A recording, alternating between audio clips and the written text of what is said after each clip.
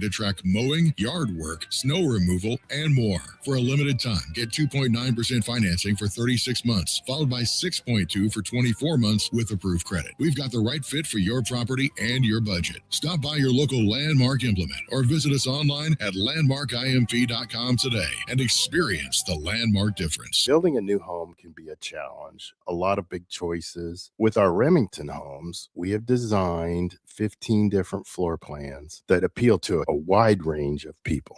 Bob Benish of Aspen Builders talking about Remington Homes, which makes the home building process easier. People really enjoy being able to go to our website, which is remingtonlincoln.com, pick a plan, pick a price point, go through and build it yourself. You have a lot of options, whether you want granite, painted trim, wood floors, more stone, all options with our Remington homes. People do not want to be married to their house payment. You're able to get what you really want in a home for a great price with very limited stress. And that's what Remington homes are all about. Home building is easier with a Remington home from Aspen Builders at 423-6811. Online at remingtonlincoln.com. remingtonlincoln.com. Hey everyone, this is Austin Orman from Old School with Foreman and Orman, live from 1040 O Street in the heart of downtown Lincoln, weekdays from 3 to 6 p.m. My favorite thing about downtown Lincoln has to be the year-round energy. Downtown Lincoln never stops. It's easy to get to, has everything you could need or want in dining, entertainment, and retail, and of course it has Lincoln's best sports talk, proudly located in downtown Lincoln on the corner of 11th and O. This message is brought to you by the Downtown Lincoln Association and 93.7 The Ticket. At DWE Generations, having a plan matters, especially when it comes to protecting what's most important. They work with individuals, families, and business owners to help make smart financial decisions that support life today and set the foundation for generations. David Darlington, Russell Walton, and Cody Eiler bring decades of experience, and their dedicated team provides follow-through, answering questions, explaining next steps, and staying connected as life evolves. DWE Generations, a generational wealth planning firm. DWE Generations is a marketing name for individuals doing business as representatives of Northwestern Mutual. Visit generations.nm.com or call 402-483-7871 and ask for David, Russell, or Cody. Looking to make a positive change? Do the extraordinary. Help others by helping research. We are seeking healthy adults ages 19 to 55 to join a research study at Solarion and help advance medical breakthroughs. Earn up to $500 a day while making a meaningful difference for others and for yourself. For more information, visit helpresearch.com/new or call 866-213-2965. Overnight stays and return visits may be required. Hi everyone, Kendall Warnock, A1 Automotive in downtown Lincoln. Spring is here. Summer is fast approaching. With weddings, vacations, and weekend getaways on your mind, do not let car issues prevent you from getting where you need to be. Car problems shouldn't be something that you put up with. Let us get you back on the road in comfort and safety. We diagnose all makes and models from Porsches to Hondas, Toyotas, and Chevrolets. We fix a variety of issues with all of them with our talented techs and our experienced staff. A1 Automotive at 11th and L, downtown Lincoln, always honest answers. Hey Nebraska sports fans, this summer, professional tennis returns to Lincoln. Watch rising stars of the ATP Tour compete for over $100,000 in prize money for the 2026 Lincoln Challenger from July 12th to the 19th at the Sid and Hazel Dillon Tennis Center. Witness top tennis pros compete right here in Lincoln and experience tennis close-up like never before. To purchase tickets or to sign up for volunteer opportunities, please visit www.lincolnchallenger.com. Not just a stop, a stage. Lincoln Challenger 2026.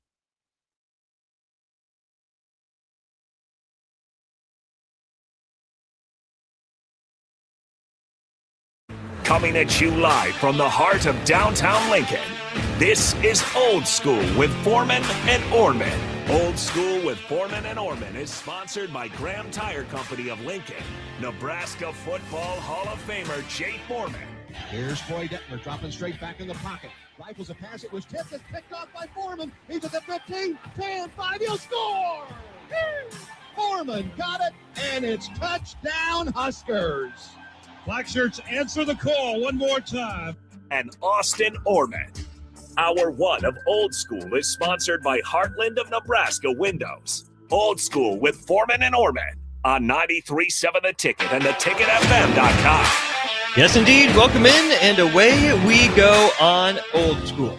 Austin Norman here. No Jay Foreman. Had a little bit of a plan change, so stepping in, pinch hitting is Boss Man DP. DP, welcome back to Old School. How are you? I'm pretty good at pinch hitting. Let's give it a go.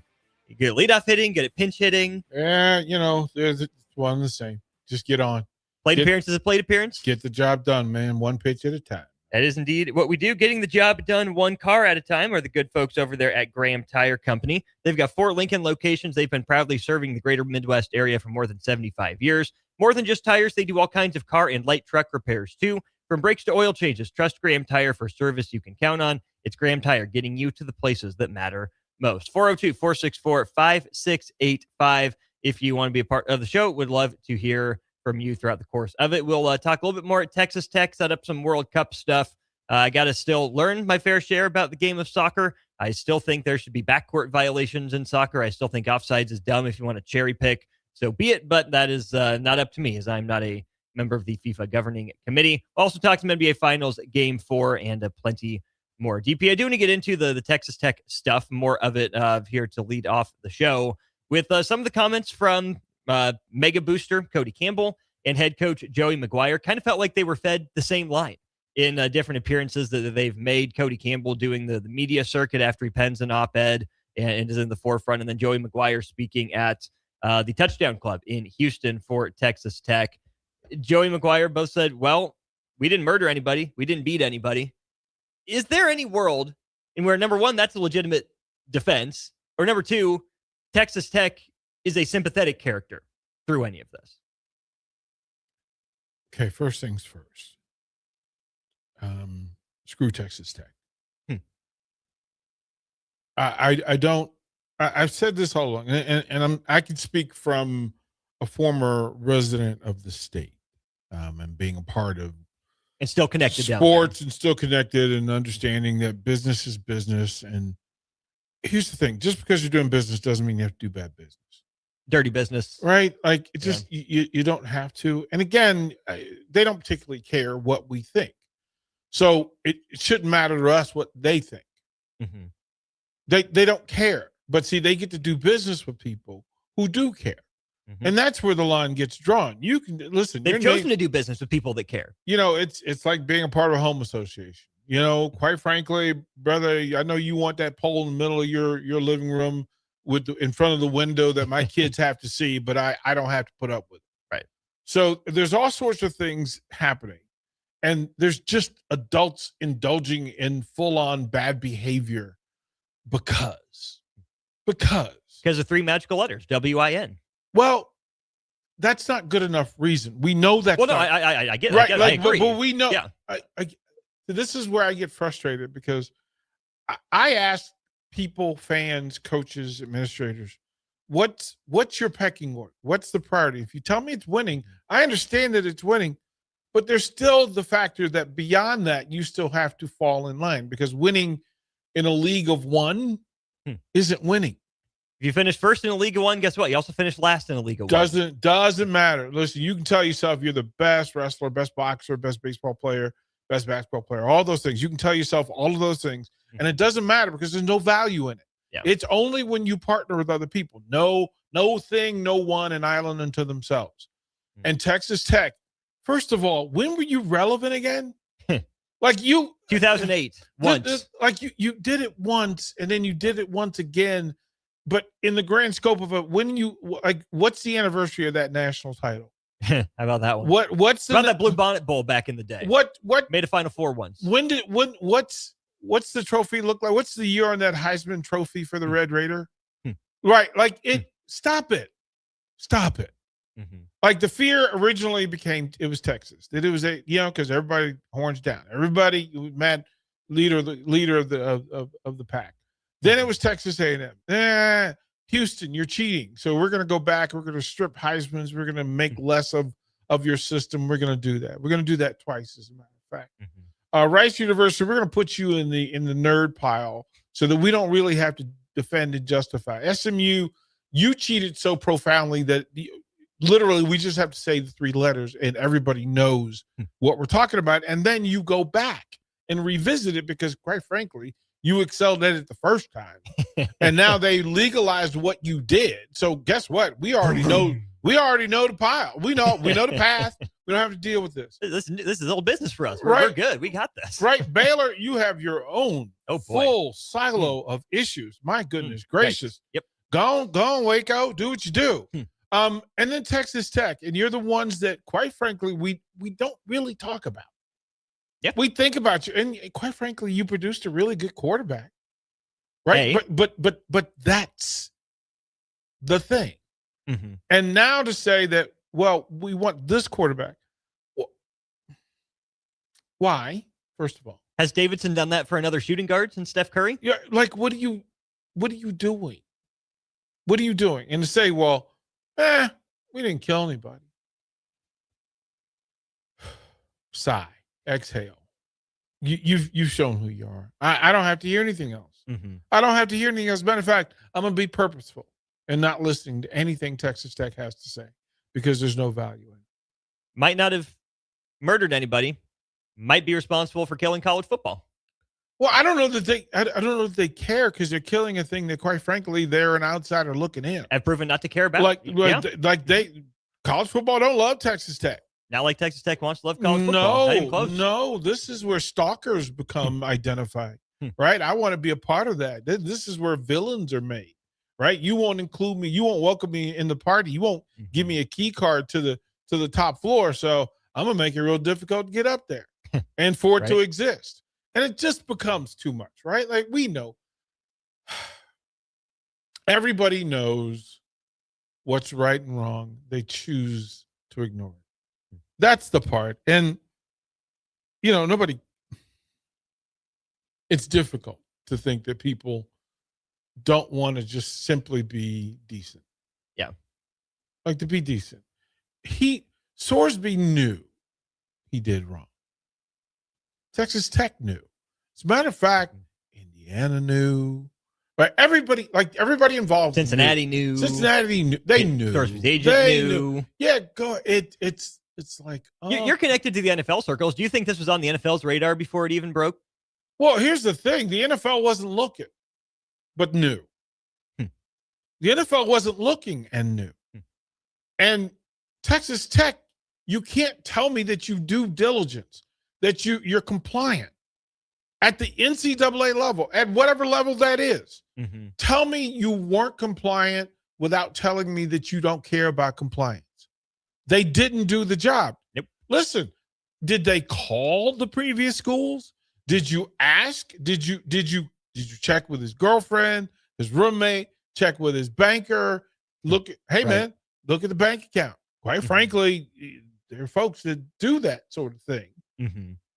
And if everybody around you just turns their head, that's a sign. Mm-hmm. Like I feel like Whoopi Goldberg and Ghost. You in danger, girl. Like they knew. They all know. So it's a crock. It's a crock. And kudos to those who say, you can be dirty over there. I just don't want your dirty feet in my house. The other part of this, they know, they all know.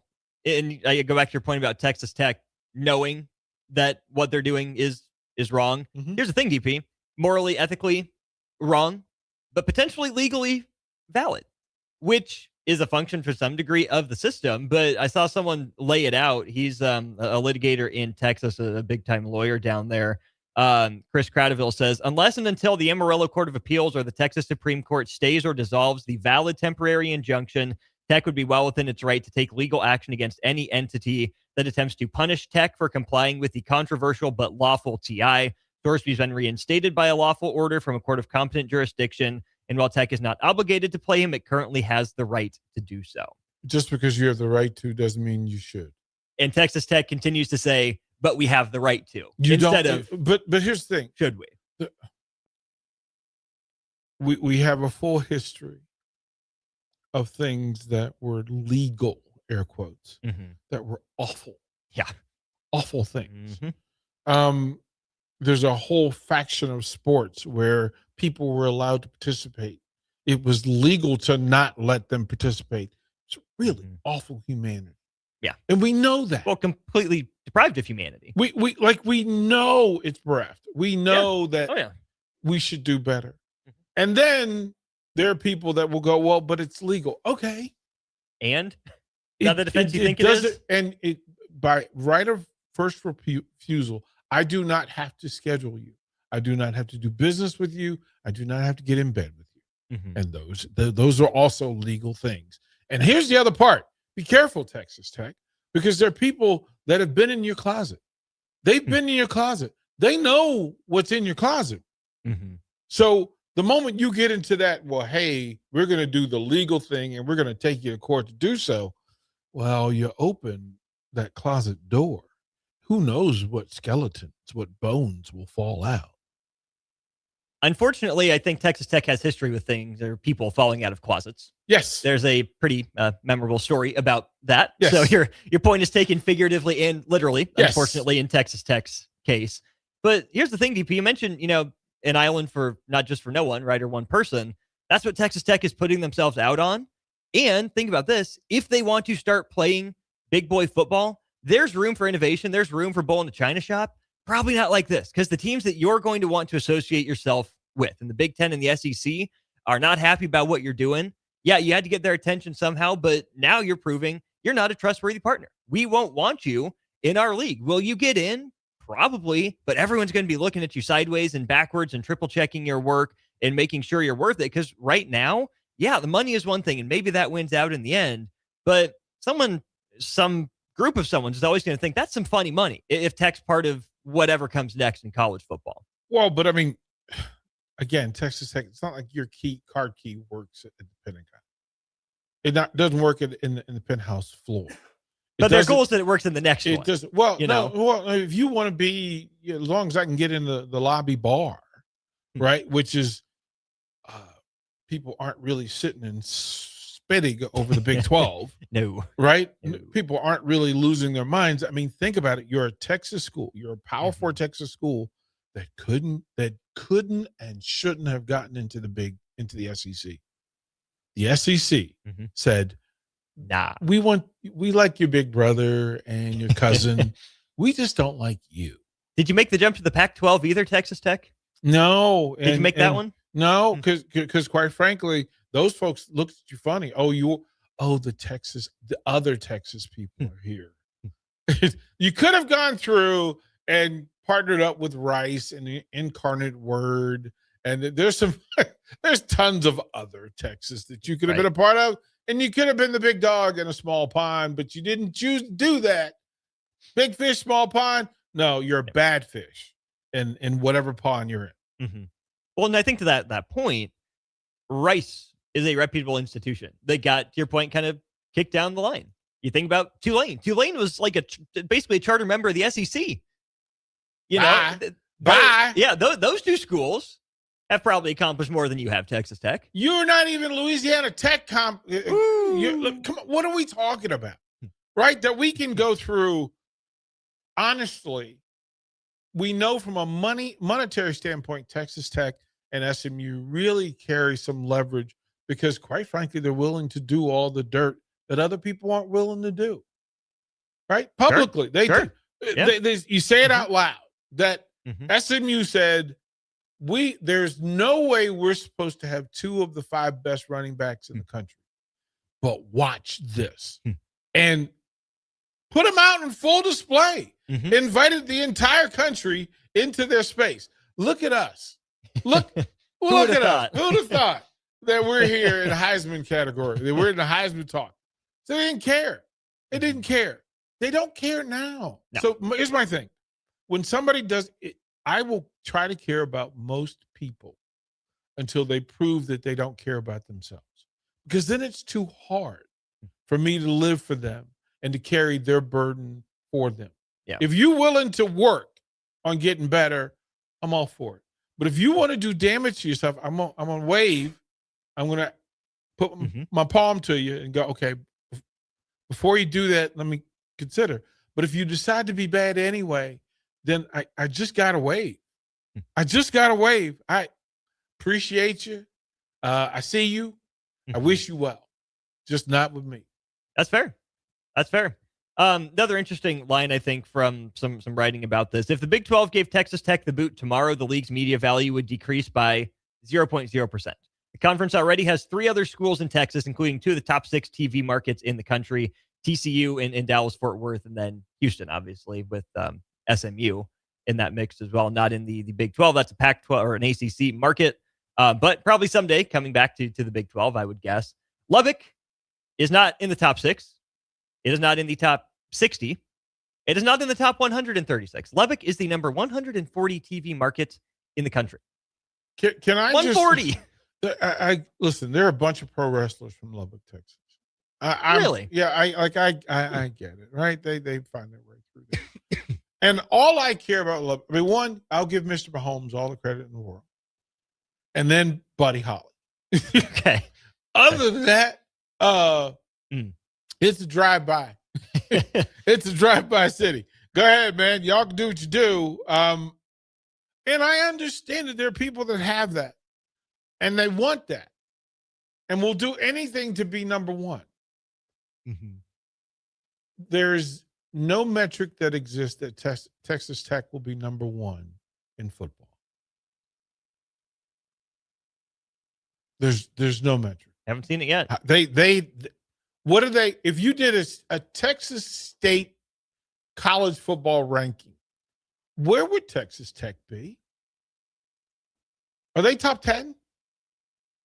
They're not top 5. No. So no. Top 10, maybe? Maybe. Pause. The statement. It's been made. Come on, bro. Thank you. I can fault them for how they're handling it. I can't fault them for trying. Because shouldn't we all want to improve our station in life? Yeah, but if you tell me that the only way to do that is a shortcut. Well, that's what I'm saying, is that I can't fault them for wanting to improve. I can fault them for how they're going about it. Well, get to work. It's Texas. There's enough. If you got the number, let's say you're top 10 in Texas. We'll give you credit for it. There are 20 Texas high school quarterbacks who could win games in Power 4. We know that. We see them all the time. Mm-hmm. But you're not doing enough to keep them at home. Mm-hmm. And you're not, running backs? Oh, running backs are made. They're bred. Just you throw your hat and a running back. It lands on a running back, an elite running back. Receivers, I mean, Crabtree's got a whole family of folks that run better routes than most folks, right? So what are you doing? You're not working hard at the right thing. Which is funny when your head coach is a longtime Texas high school head coach. Well, but this is where I'll really have to avoid not getting in trouble, because I there are stories about Texas high school coach. I having been one of them, can tell you that I was on the among them, but not of them. I was on the other side of the fence all the time, right? Here comes that do-right fellow. Here comes the kumbaya guy, because I just thought. Did Texans know kumbaya? They do. Okay. They do. Sorry, it's because they think of the other folks. You're the other folks. Gotcha. Like we're gonna, Texas folks, we're gonna spit and chew and boot stomp. Mm-hmm. We're tougher than kumbaya. And I said, well, not really, because my kumbaya are wearing your boot scooters out. So listen, there's a way for Texas Tech to get better. Mm-hmm. Always has been. It has been. The biggest evidence is also the biggest flaw. And it should be that much easier for Texas. It should be that much easier for A&M. It should be that much easier for all of them lined up. But they aren't exactly mastering it because they're too busy looking for the shortcut. You have all the talent. Everybody recruits in the state of Texas. Everybody in every sport would need some talent. Texas. Go to Texas. But you don't take care of your own. And the ones that you get to stay are the ones who are willing to do the least to be great. I'm not leaving the state of Texas. There's too many options here in the state of Texas. But that usually means you're just being lazy. You're not being the best. Go somewhere and beat somebody. That's the thing. And to tell me that you have to sign the guy who has a betting problem. and expecting everybody else to ignore it. Right. And the fact that you were willing to pay more than a school who's been wildly notorious for things of that nature in LSU, you're telling us that you want to be worse than LSU. That is a statement out loud. That's a statement. Like that. There's one LSU. That's when you're the Joker and you're leaving signs around about who the villain is, right? There's a villain amongst us, people, and I'm it. That Jack Nicholson Joker, Heath Ledger Joker. Which one is LSU? Which one's Texas Tech? Oh, LSU is Jack Nicholson just because of he wore purple, and in that one he wore purple and gold. All right, and because Texas Tech is literally lighting money on fire like the Joker did. Well, he's wore red and white, like he had the red and white face paint. Sure.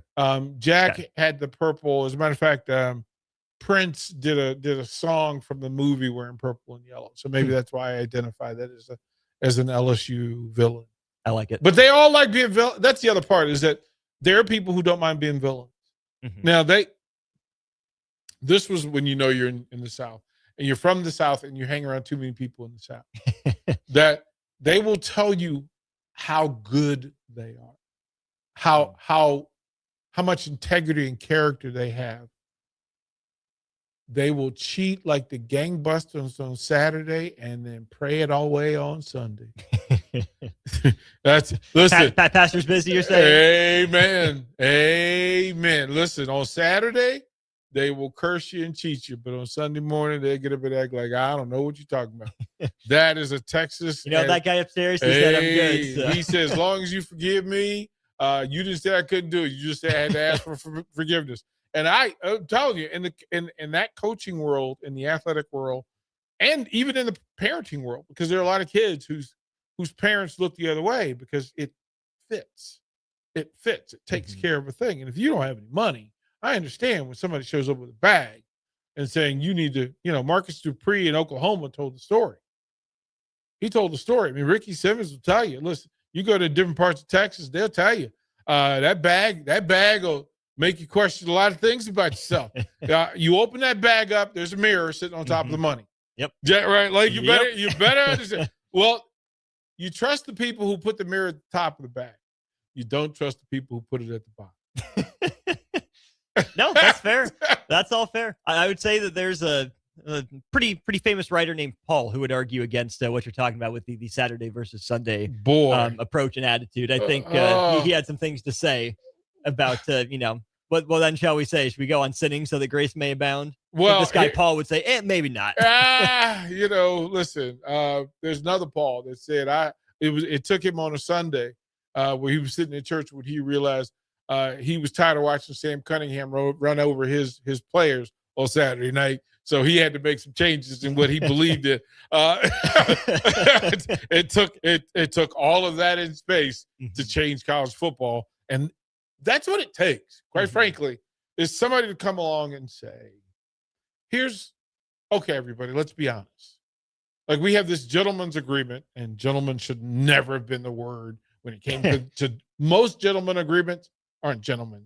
Well, yeah. It started because they were made between what was considered gentlemen right back in the day. But again, it's the posturing, and Justin gets to that on our text line. Yeah. Justin says, my wife, who's a Louisiana native on the Texas border, has always said since moving up here that Southern hospitality is a sham and it's fake nice compared to Nebraska nice.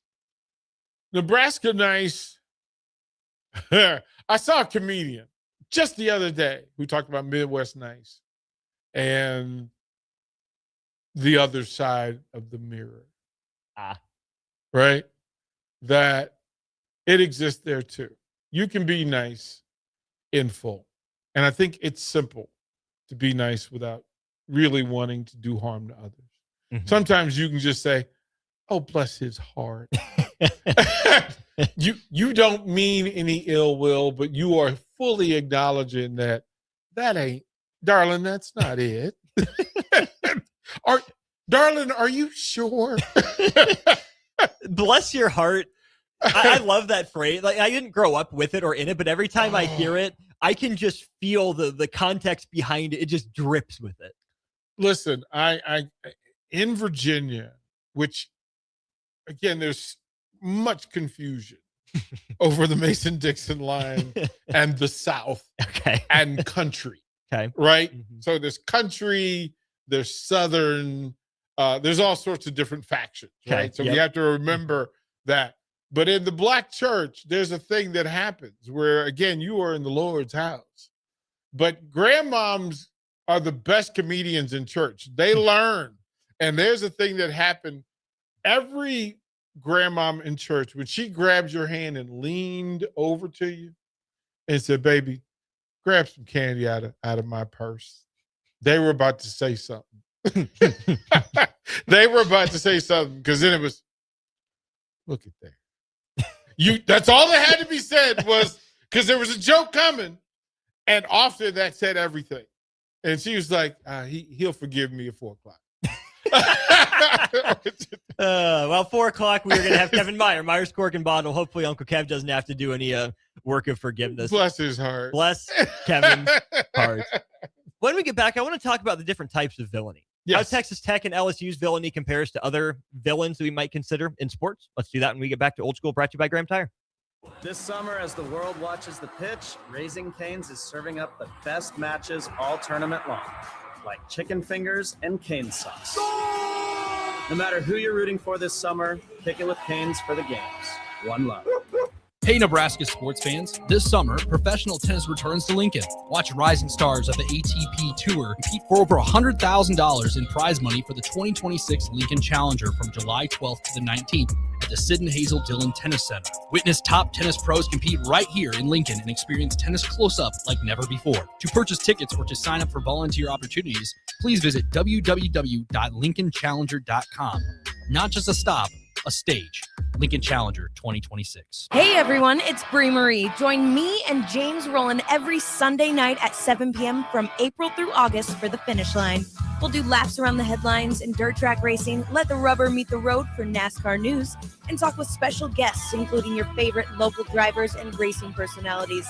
That's the Finish Line, Sunday at 7 p.m. all summer long on 93.7 The Ticket. Is your technology built for where you are or for where you're going? Can your current technology support future growth? To break through that invisible ceiling, you need executive-level strategic technology advising. Moser can help your business grow appropriately and efficiently, giving you the ability to turn your tech stack from a cost center into a growth engine. Visit moserit.com/theticket. That's moserit.com/theticket to learn more. If one of the things running through your mind as a business owner is the recurring worry of possible cyber attacks, you can let out a sigh of relief. Hamilton Business Technologies has you covered. As the official business IT partner of the Huskers, we offer real-time threat monitoring, advanced security protocols, and more to keep your data safe from harm. We care about the success of Nebraska businesses and communities like yours. Learn how we can help you at hamiltonisbusiness.com. Some people are looking to buy their very first home. Others are looking to build. And some are refinancing to make what they have work a little better. But the one thing they all need? A personal guide through the mortgage process. At Pinnacle Bank, our local lenders work closely with you to find the right kind of loan and the best rates possible. Because every path home deserves someone by your side. Find your lender today with Pinnacle Bank, the way banking should be. Member FDIC, Equal Housing Lender. At Schwezo Construction, safety isn't just a policy, it's a promise. Build with us. Work safe, go home proud. We're hiring skilled craftsmen, laborers, concrete workers, and steel erectors who value quality work and a team that has your back, on and off the job site. If you're ready to be part of a company where your safety and success come first, visit Schwezo.com. That's SCHWISOW.com and apply today. Schwezo Construction, 40 years strong and still building the future. Are you craving the ultimate game day experience? Red Zone Sports Bar and Grill has your front row seat. Dive into delicious wings, juicy burgers, and frosty drinks, all served up with TVs covering every inch of the walls so you'll never miss a play. Stop in for their incredible daily specials like $3 tall boys on Mondays, 5 wings for less than $6 on Wednesdays, and $20 beer buckets on Fridays.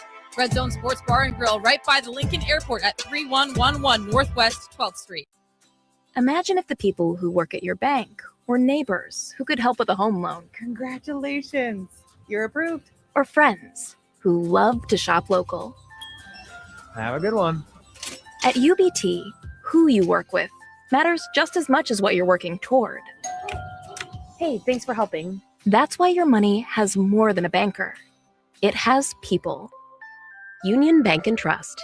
Equal housing lender. Member FDIC. New from Arbor Axe House comes Benny's Battle Barge, the mobile axe throwing adventure. Perfect for festivals, parties, fundraisers, and celebrations. Charter the barge at arboraxe.com or call Arbor Axe House at 402-802-9696. Arbor Axe House at the corner of N Street and Antelope Valley. Concrete Industries has immediate openings for production laborers, operators, and drivers. Earn great pay starting at $21.50 per hour, plus health benefits, 401k, paid time off, and more. Right now, production laborers can earn a $1,500 hiring bonus, and drivers are eligible for a $2,500 hiring bonus. No experience? No problem. Concrete Industries offers on-the-job training and opportunities to grow your career. Start your future today. Visit concreteindustries.com. In a world where Wi-Fi battles rage and bandwidth is never enough, one family dares to connect it all. Work from home, influence all day, stream all night, and game to win. Deadlines, downloads, and dance-offs, all happening under one roof, flawlessly. Can your internet provider do that? Fiber fuel your household at allofiber.com/all-in. Keep summer green with Judson Baleen and Judson Irrigation. More than 40 years ago, Judson Irrigation started taking in orphans. Lawn sprinkler systems installed by a quickie, cheapy summer job, install 'em and forget 'em outfit long forgotten. Call Judson Irrigation. They'll never forget you. Keep summer green. Call Judson Irrigation 402-420-6277 or judsonirrigation.com. Perch. Back to Old School with Foreman and Orman on 93.7 The Ticket and theticketfm.com.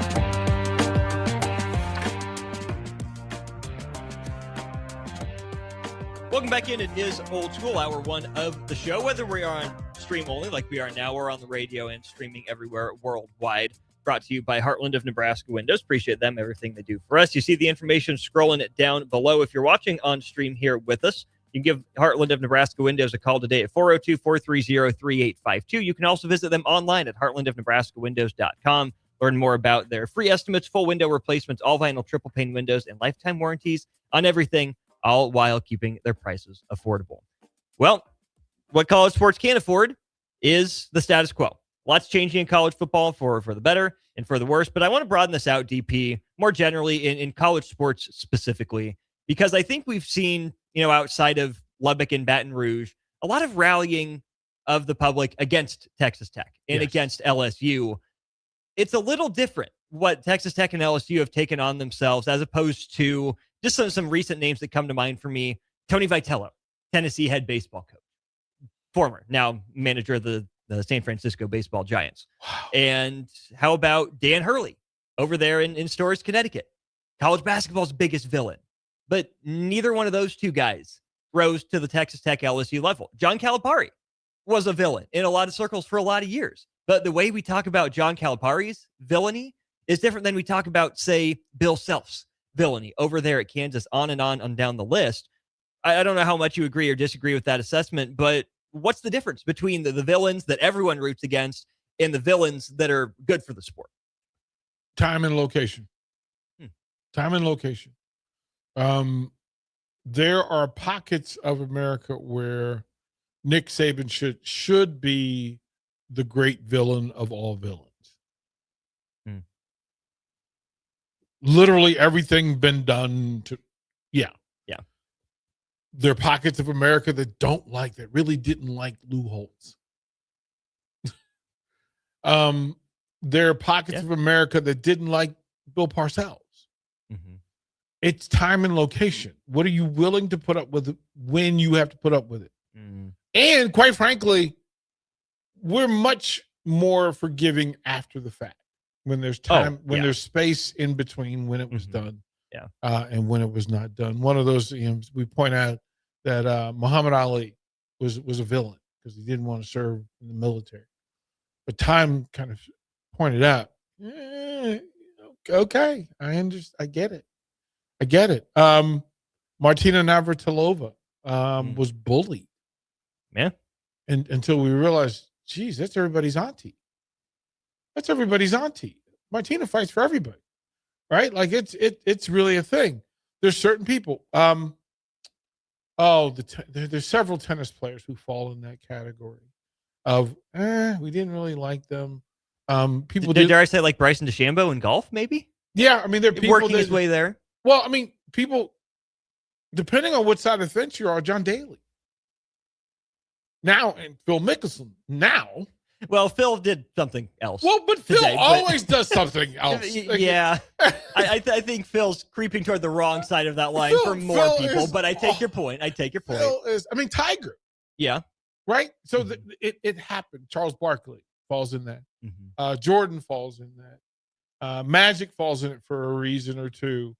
So it depends on who you are and the thing that, as my daughter says, scrapes my knuckles the most. Whatever that is, then time and location, it either fades or becomes bigger, depending on what it is to you and how important it is. Caitlin Clark absolutely falls in that category. In and out, like back in it again. Yeah. Tim Tebow? Tebow's weird to me because Johnny Manziel. Manziel stayed in the space. I think Baker Mayfield may be a better example of in and out bordering. Manziel's fully on the heel side. Like, sure, I think but his biggest transgression is now legal. I'm not sure that was his biggest. Well, his biggest, most notable transgression. The thing that you think about first, you know. That, the thing that he knows. Okay, point taken. Yeah, there's a bunch of stuff that falls in space. Tebow is. You have to be a villain to have Tim Tebow as a villain. But he can be a sports villain in that. Oh, is he really that authentic? Yes, but the answer is yes. But if you don't know that, if you haven't done the background work, I can understand where you could say, oh, he's a sports villain. Florida won too much. The way that they won, I didn't like. And so Tebow's kind of the avatar for that. There's no way it can possibly be real. Would be the argument. I'm not saying I agree with it. I'm just trying to. But Tim Tebow may have been the most likable athlete, college athlete, that we can like uniformly say, if this is my son, I'm proud of him. If my daughter is dating him, I'm proud of them both. Like that's not wide sweeping. Oh, no, absolutely. Right? That's just not wide sweeping. Yeah. So, I mean, tell me, is there another person? I don't think anyone rocketed to the level like that the Tim Tebow did as a celebrity. Like you have to go to the Olympics. I mean, geez, there was a time when Bruce Jenner, like we, right? The All-American boy, right? I'm trying to think like wave your flags, everybody. I think of like Mary Lou Retton, but then you find out the trouble, the things that she went through. Yeah. Think about Dorothy Hamill and the struggles that she went through, right? You can think of the All-American girls. Chris Evert, who was literally nicknamed the Ice Princess because, quite frankly, that was the only way she was not going to take a racket to somebody's head. So what are we talking about? I'm trying to think like, I mean, Steph Curry didn't reach the heights of Tebow in college. Oh, but they dogged Steph. They didn't like the little light-skinned, short, undersized brother. I thought that there was a novelty. Steph and Jimmer? Nah, they didn't. They're Steph and Jimmer. They did not like Steph. There are people now who stay in Steph's private life. Right. And Steph's not like, he's like, listen, it's my marriage. It's what it is. Steph doesn't bother anybody. Right. LeBron, who, because of the way he plays basketball, he's the villain. Right. I mean, we don't know anybody that's had the career that he's had and done what he's done. Because there hasn't been one. but because he flops, he's a villain. Yeah. Like, wow. Because he made one bad decision at a Boys and Girls Club. But again, time and location, right? Right. That if he doesn't do that there, probably less of an issue. There's still at the thirds. There still would have been a third of people. The fact that he was leaving Cleveland and not being loyal to his hometown, that was going to be a big deal. So it's the same dude who, by the way, built a school in his hometown. Several schools. Like, it's just like, oh my goodness gracious. Paying for generations of kids to go to college. Yeah, no, we time and location. But I think there's a pretty clear dividing line between villains that are bad for the sport and villains that are quote unquote good for the sport. Like Dan Hurley came around at a good time for college basketball. Christian Laettner was bad. Grant Hill was good. Right? But Grant Hill still gets the villain tag because he was part of that Duke team, no? You have to, again, sometimes the villain has to identify themselves by who they root against. Like sometimes you're the villain. Like sometimes the fan and how they perceive it is the villain. Like Grant Hill's another test case for that. Well, everybody who goes to Duke is not a villain. And anybody who thinks everybody who goes to Duke is a villain. Probably a villain. Probably a villain. Probably a villain. So you have to understand there are people who really don't like Dan Marino. Right? You have to know what you know. Right? Joe Montana. There are people that despise Joe Montana. Notre Dame Irish Catholic kid who, right? But you go through. There's some stuff. So, okay, what do you do? Nick Saban, villain or not villain? He's a villain. He's a villain. Because? Currently, he's a hypocrite. He made money off of these kids. Millions off these kids. He made legacy off these kids. Listen, his legacy, that's in game. Off the field as a man, he made millions off these young people who he says, well, you don't know what I did for their families. You didn't do for their families what they did for you. For yours. Like, you need to chill all the way out. I mean, coaches tend to look at it as a coach. You try not to. I will never despise Saban as a coach.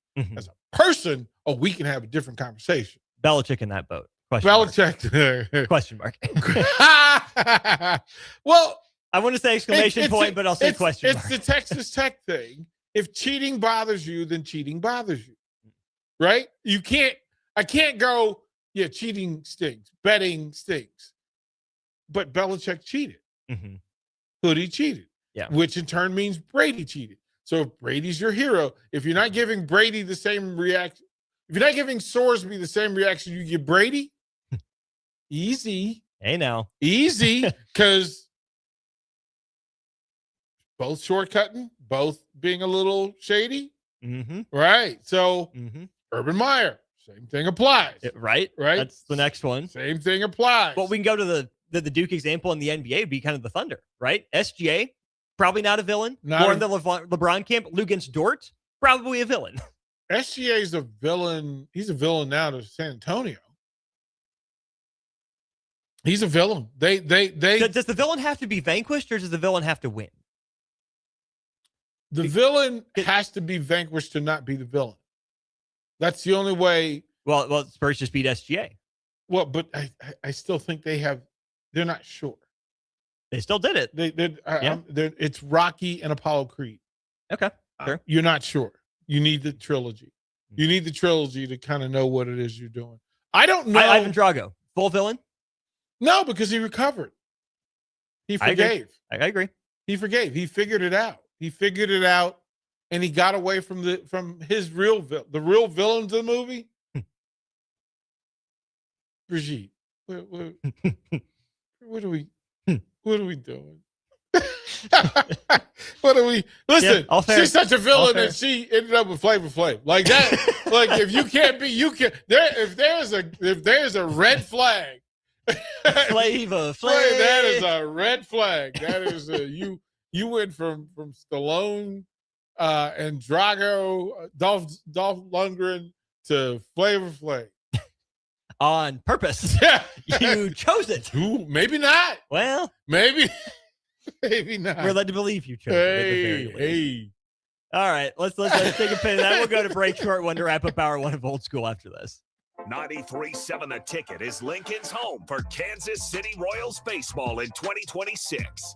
Catch all the action as Bobby Witt Jr., Salvador Perez, Vinny Pasquantino, and a pitching rotation led by Cole Reagans try to lead the Royals back to the postseason. That's Kansas City Royals baseball all summer long. On the air in Lincoln at 93.7 The Ticket. Sandhills Global is growing right here in Lincoln. With our expanding campus and continued growth, we're hiring across a wide range of careers, from interns to experienced professionals. Join the team at Sandhills Global and build your career with competitive pay, great benefits, and real opportunities to grow. Visit sandhills.jobs to view openings and apply today. That's sandhills.jobs. Hey everyone, this is Austin Orman from Old School with Foreman and Orman, live from 1040 O Street in the heart of downtown Lincoln, weekdays from 3 to 6 p.m. My favorite thing about downtown Lincoln has to be the year-round energy. Downtown Lincoln never stops. It's easy to get to, has everything you could need or want in dining, entertainment, and retail, and of course it has Lincoln's best sports talk, proudly located in downtown Lincoln on the corner of 11th and O. This message is brought to you by the Downtown Lincoln Association and 93.7 The Ticket. This summer, as the world watches the pitch, Raising Cane's is serving up the best matches all tournament long, like chicken fingers and cane sauce, crinkle cut fries and cane sauce, Texas toast and cane sauce, coleslaw and cane sauce. Okay, maybe skip that match. No matter who you're rooting for this summer, kick it with Canes for the games. One love.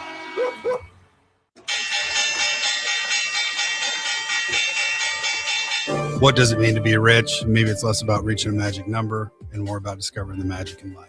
I'm Ryan Buck, your Lincoln, Nebraska Edward Jones financial advisor. Count on me for your financial strategies that can help support a life you love. Because the key to being rich is knowing what counts. Contact me today at 402-483-0377. Again, that's 402-483-0377. And let's find you rich. Edward Jones, member SIPC. Green's Furnace and Plumbing has been servicing the southeast Nebraska area since 1921, specializing in HVAC systems, bathroom remodels, duct cleaning, backflow testing, and so much more. With a network of trained technicians ready to assist you, Green's Furnace and Plumbing is your source for dedicated commercial HVAC service for your business, building, or even your home, so it can run without all those unwanted interruptions. Learn more by visiting their website at callgreens.com or give them a call at 402-467-4444 today. Lincoln's go-to for fun isn't new. It's a place that's been a staple of the city for years and is only getting better. Matson's Bowling and Billiards always has open bowling available with no long lines, unlike other centers. They have live music almost every weekend and great food at EJ's Bar and Lounge, with seating for 150 people. They have popular meals like the EJ Burger, pizza for the whole family, and famous EJ's Wings. Contact Sarah to book a party for friends, coworkers, or family at Matson's Bowling and Billiards, just south of 48th and Holdridge. Lincoln is full of great golf courses in a state that is getting national recognition for exceptional golf. Friend Country Club is worth the drive, just 40 minutes from Lincoln and home to one of the state's most respected 9-hole courses. Enjoy their restaurant with popular items like a 14-ounce ribeye, 10-ounce sirloin, or chicken fried steak. Open Thursday through Saturday from 5:30 to 10 p.m. Expand your horizons with a trip to Friend Country Club, just 40 minutes southwest of Lincoln. It's worth a visit. Are you looking for a fresh new hangout spot? Let me tell you about Liquid Assets Sports Bar, where Mondays mean new weekly drink and food features. With 23 taps, a full lineup of cans and bottles, and 40 TVs blasting every sports package out there, you'll never worry about missing a play. Savor high-end spirits at their stylish top-shelf bar, enjoy a healthy menu, family-friendly atmosphere, and catch all of your favorite teams every day. Doors open daily at 11 a.m. Liquid Assets Sports Bar, located at 2755 Jamie Lane in South Lincoln. This summer, Salt Dogs fans are making history at Haymarket Park. We're celebrating 25 seasons of grit, grins, heart, and hometown pride. Lincoln, you built this stadium. You named this team. And season after season, it's you, the fans, that keep us coming back for more. So let our thank you be our promise. The best is yet to come. Your local tradition plays on. Get your tickets at saltdogs.com. Hey there, this is Paul Scheel, owner of High Electric. I want to thank our friends and loyal customers and introduce High Electric to those looking for a new electrician. We've been serving the Lincoln and Omaha area for over 30 years, from design to install, upgrades, and repair. If you are a homeowner or a small business needing some electrical work, Call us at 402-466-6606 or check us out at hyelectric.com. We look forward to hearing from you. Back to Old School with Foreman and Orman on 93.7 The Ticket and theticketfm.com.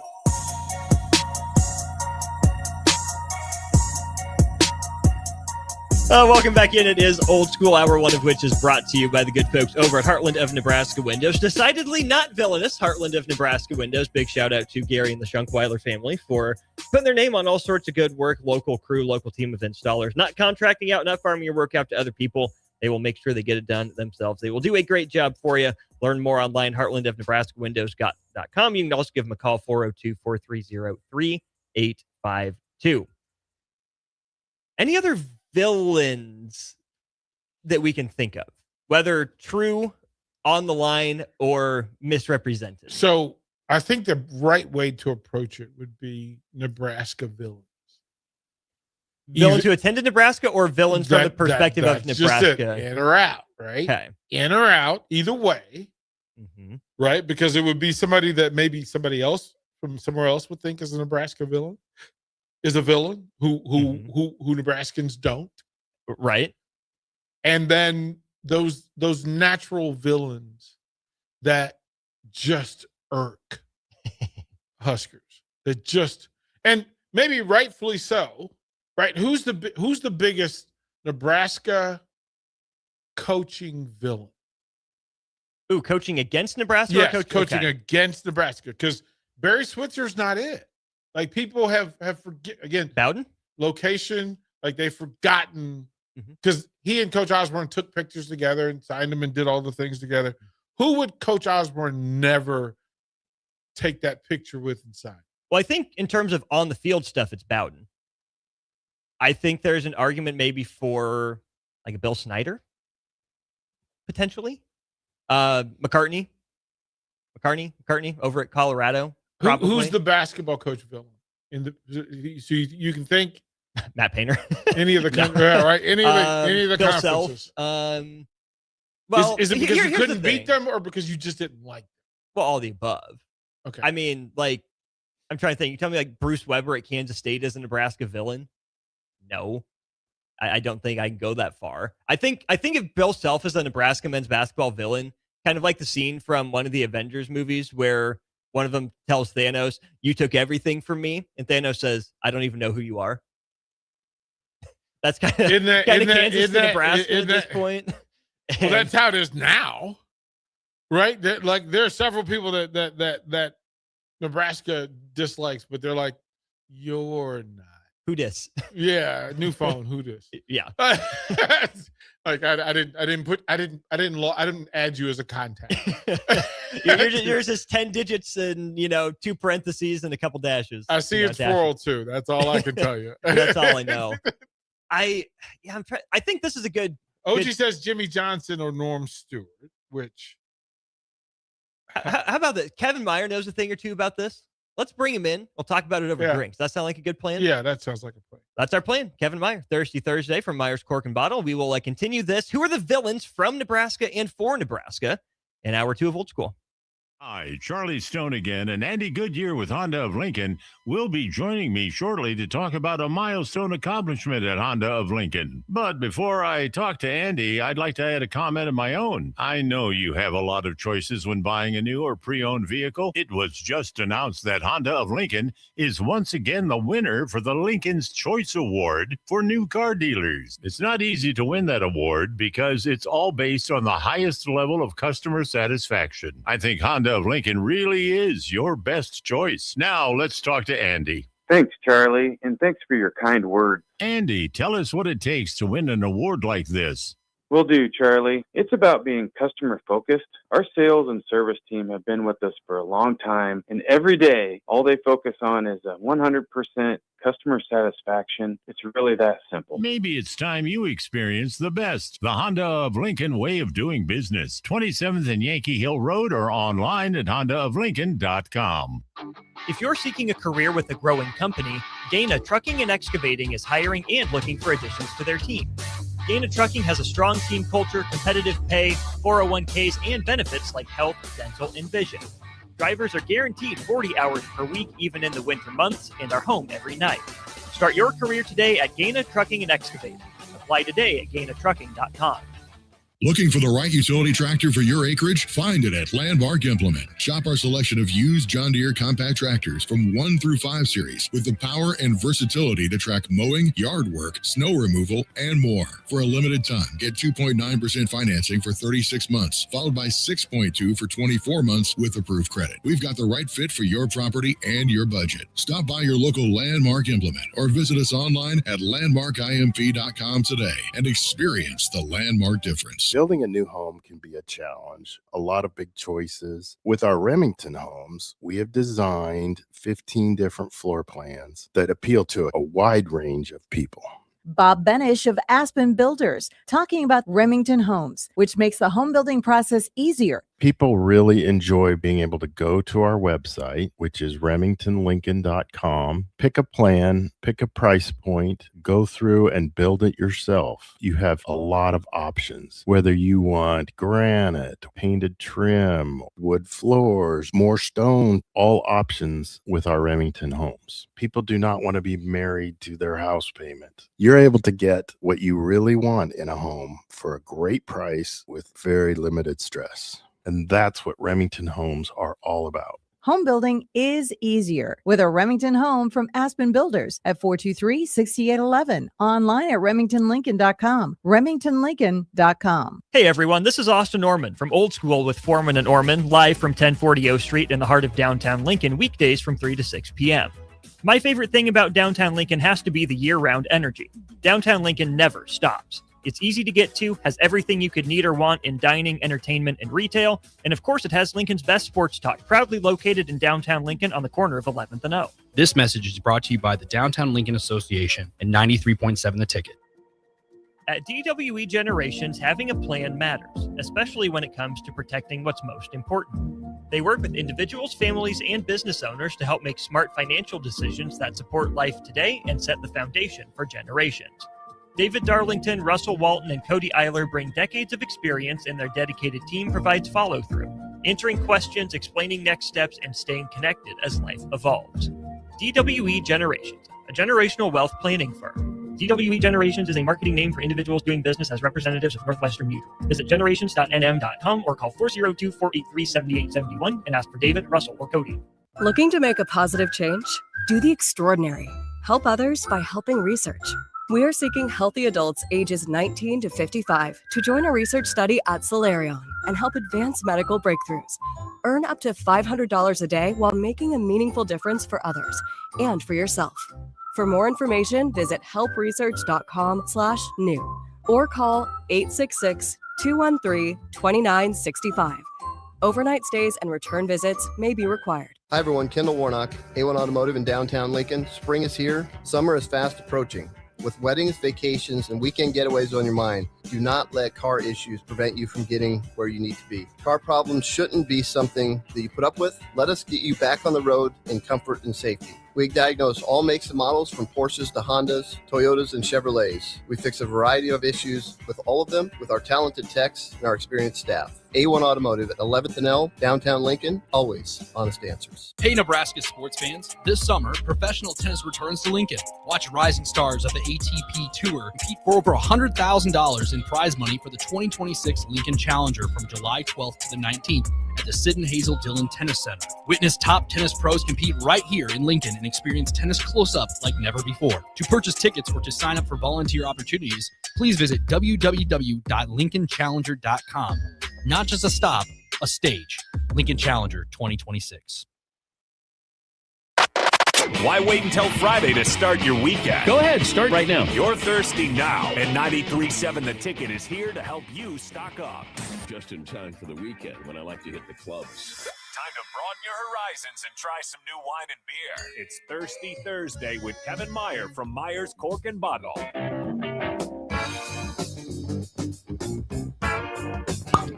Woohoo! How a 7.5 maybe. It's good enough. Music to my ears. Ian. There we go. Una otra vez. Otra vez. Another time. Another time we get Thirsty Thursday. Kevin Myers, Cork and Bottle in the house.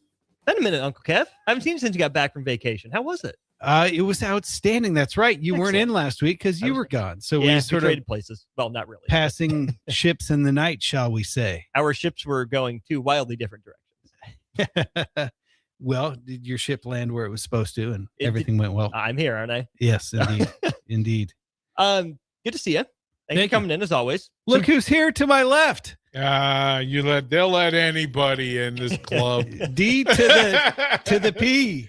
D Pizzle. They won't let anybody. We're just talking about it. But you do pay the bouncers. So. Yeah, that part. You got to know people, man. You got to know people. Before we get into the stuff that looks absolutely delicious to drink, Kevin, some breaking news out of the Nebraska beer scene. Zipline closing its doors in all sorts of operations. So per Nathan Brennan, friend of the station, Zipline Brewing closing its tap room, beer lounge, and concluding its brewing operation per its Facebook page as of just about 3:30 today. Wow. That's a kick in the groin.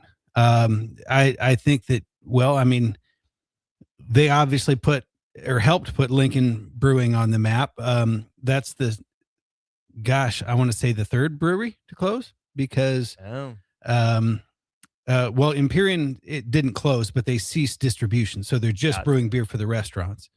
And then we had the one that was out in Gateway East Park, Cosmic Eye. Oh, that's right. And now Zipline. So that's a real just punch in the gut because I believe all of them are great local people making great local products. And ultimately, I just think what happened was that the beer market got saturated. I think perhaps people overdrank during COVID. And now we're seeing sort of the pendulum swing the other way. And then also perhaps maybe there was just too many beers become available at the same time and there just wasn't enough room.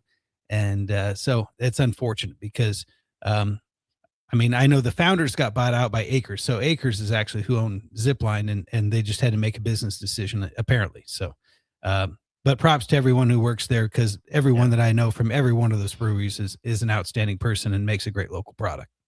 Yeah. Acres, friends of the station. So wishing the best for them. And Zipline, you brought in plenty of their product before. So it's going to be missed. And I'm going to continue to do so until I can't. Excellent. What? That is music to our ears. What are you laughing about, DP? Listen. There's something funny over there. Yeah, listen. This guy. All right. Well, let you introduce the beer, Kevin. Then we have a pretty fun topic, I think, that we're going to get into here as we consume. So awesome. Lead us off.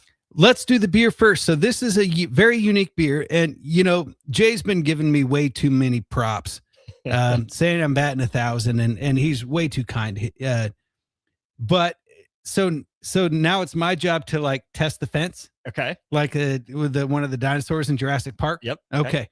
So this is what's called a Goza style. It's from Sierra Nevada, brewed in California. They call it Otra vez, which means another time. And Goza is a German style of sour beer. And what makes it unique, number one, they add sea salt. Number two, they add coriander. And number three, they add a bacteria called lactobacillus, which gives it its sourness. Okay. And then this one, they actually add lime and agave, which is what tequila is made from, which makes sense that salt and lime and agave and beer would, so ultimately, I think it's supposed to be a little bit, if I'm just tasting with my eyes, a little bit of sort of a margarita beer, but a little bit sour. So give it a taste. Let me know what you think. He says margarita beer. Oh, I get that vibe. Your eyes did not deceive you. Wow. Definitely get the lime. Wow.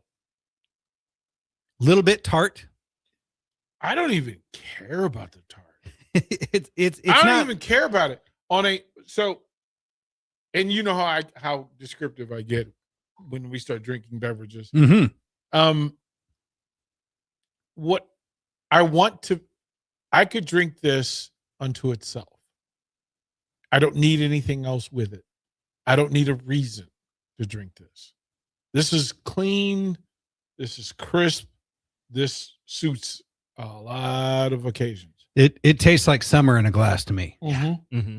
You get that refreshing sort of lime. It's clean. It's not heavy. It's not sugary. The tartness isn't sour. It's just enough to make it interesting. This is what. So I'll share this with you. My cousin is one of America's bachelors, and he looks for beer that he can drink on dates without making the beer face. This would be said beer. I can recommend this to him as one of his. What was the brewery that had that the bitter beer face? Yeah, bitter beer face. Do you remember which one that was? Maybe look it up now. Oh yeah, trying to stay away from bitter beer face. Yeah, but he just said he likes his beer, and when the weather's warm, they go down to the pier in DC and they get on boats.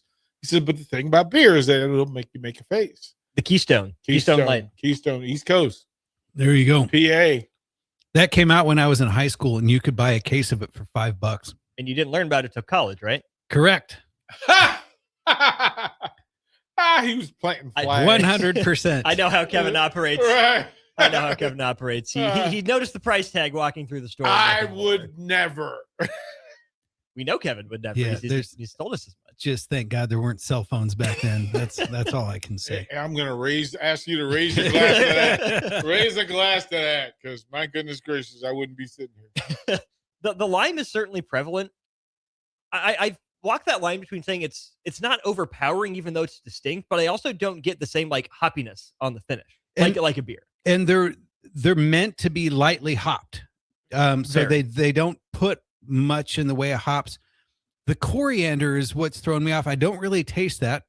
Believe it or not, coriander and cilantro are the same thing, except for cilantro refers to the leafy part and coriander refers to the seed. Whoa. But it's the same plant. Learned that on the frog farm? Maybe. I don't know. Wow. Yeah, I maybe. had no idea. Huh. Yeah, so learn something new all the day. There's no burp to this. Just wait. 3 or 4 of these down there might be, but yeah, later on. Like mid-sentence. Oh, sorry, Lincoln. Yeah, well, I tried. Yeah. I tried. Well done, though. Yeah, I'll give you the Jay Foreman credit for this one. Yes. Well, thank you. I, like I said, just trying to push the fence a little bit, but yeah, this one was much easier and comes in under 5% ABV. So it's very easy to drink. It's not boozy. It's refreshing, nice and cold, limey, delicious, and not like a fake like Starburst candy kind of lime, but like a real lime taste. So yeah, like you just squeezed it in, and like a fresh lime was squeezed into it. Right. Mm-hmm. We'll get to the wine here in just a second, but Kevin, at the end of last hour, DP, well, I'll let you pose the question again in terms of Nebraska adjacent villains. Yeah, it's the people that Nebraska fans dislike the most for any variety of reasons. But when it comes to coaches, sometimes it's rivalry. Sometimes it's because of a thing that they did or a way a thing ended. But there's coaches that are natural villains and you never forgive them. I would say, obviously, the Colorado coach, I'm drawing a blank on his name right now. McCartney. Yes, McCartney. Adam says all day, McCartney, I'd rather be dead than red. Come on. And he specifically picked a fight, poke the bear and did that on purpose. Spurrier back in the day did that to me. He had that sort of weaselly look on his face. Ball coach. He wore a visor like that. Get a hat. He ran the spread. Get a hat, would you? And so, but I also like the thing is that there were coaches that you disliked but you respected, right? And so I kind of felt like there was that mutual respect. Why I'm just having a brain cramp. Oklahoma coach Switzer. Mm-hmm. I did not like Jimmy Johnson as well. He says Jimmy Johnson and Norm Stewart. So you're I'm just you're thinking football. I didn't even get into baseball. Yeah. Or I mean, basketball. Yeah. Basketball would seem weird because you have to be good. McCaffrey. Yeah. A little bit. Sit down, Norm. Remember that? Down, Norm. Sit down. That was the Missouri coach, right? Yeah. Oh yeah. Yeah. Mm-hmm. He's the head coach of Nebraska's previous victory over number 1 before Purdue. Oh, that's years right. ago. But I just thought Spurrier had such a punchable face, and but he's, like later on post coaching, you kind of realize he's actually a pretty decent dude. You know, he didn't seem that way because we wanted to beat him, and but yeah, when we were just kicking their absolute tail, yeah, I think it was in the Orange Bowl, it was a national championship. Just the look on his face, just the look of disdain, and it just gave me so much pride and joy. So yeah, that's sort of my. Was there any player who was an opponent against Nebraska that you disliked, and then they went pro, and you kind of, and that's so bad. Bosworth, the Boz. Well, he had this sort of WWE persona, and then and he was a great college player, but I don't know if injuries beset him or what, but ended up just not being a very good pro. But that was one of those where it was kind of like, who is this guy and who does he think he is? Because in the Osborne era, he would always say, act like you've been there. You score the touchdown, you act like you've been there. You win the game, you act like you've been there. You don't need to hoot and holler and yell and whatever else. Obviously, the game's a lot different now, where a lot of that celebration is a lot more expected. But a coach is a team is a reflection of its coach. So obviously, you have the stoic Osborne, and he wanted his players to remain stoic. And so when you had a guy like Bosworth that was sort of outlandish and pushing the boundary of just being a college player, it sort of rubbed people the wrong way, I think. Bigger current Nebraska coaching villain, PJ Fleck or Ben McCollum? Fleck. Oh, that's Fleck. That's Fleck. McCollum, but why? Fleck has the long run. Yeah. It's been 7 years of it. Yeah. McCollum has probably done more damage in 1 year than PJ Fleck's ever done. Beat Nebraska in a slugfest on the road, almost came back and beat Nebraska here in Lincoln, and then ended the dream team. No, I'm firmly with this. That Fleck, because you don't have any success against him. And there's more of a body of work or body of failure, I guess, against someone who's doing more with less. Yeah. And that sort of grinds our gears. But punchable face, it's little Minnesota. They shouldn't be. The no socks. Yeah.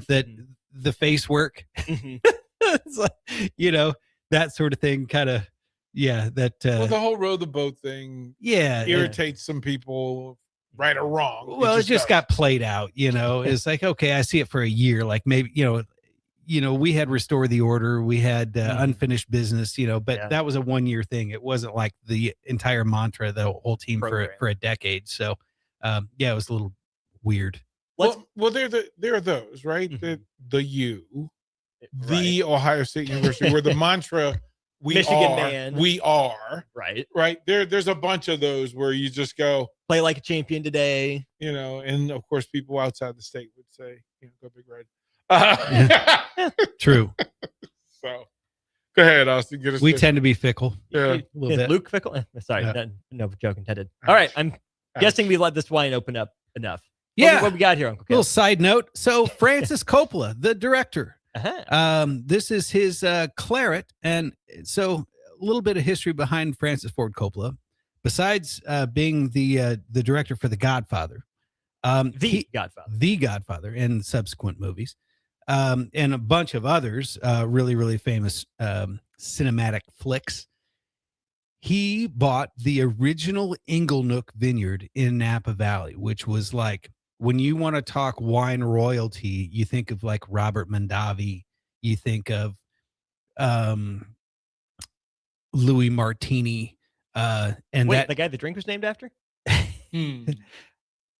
Maybe, I don't know. It's possible. He's Italian, so who knows.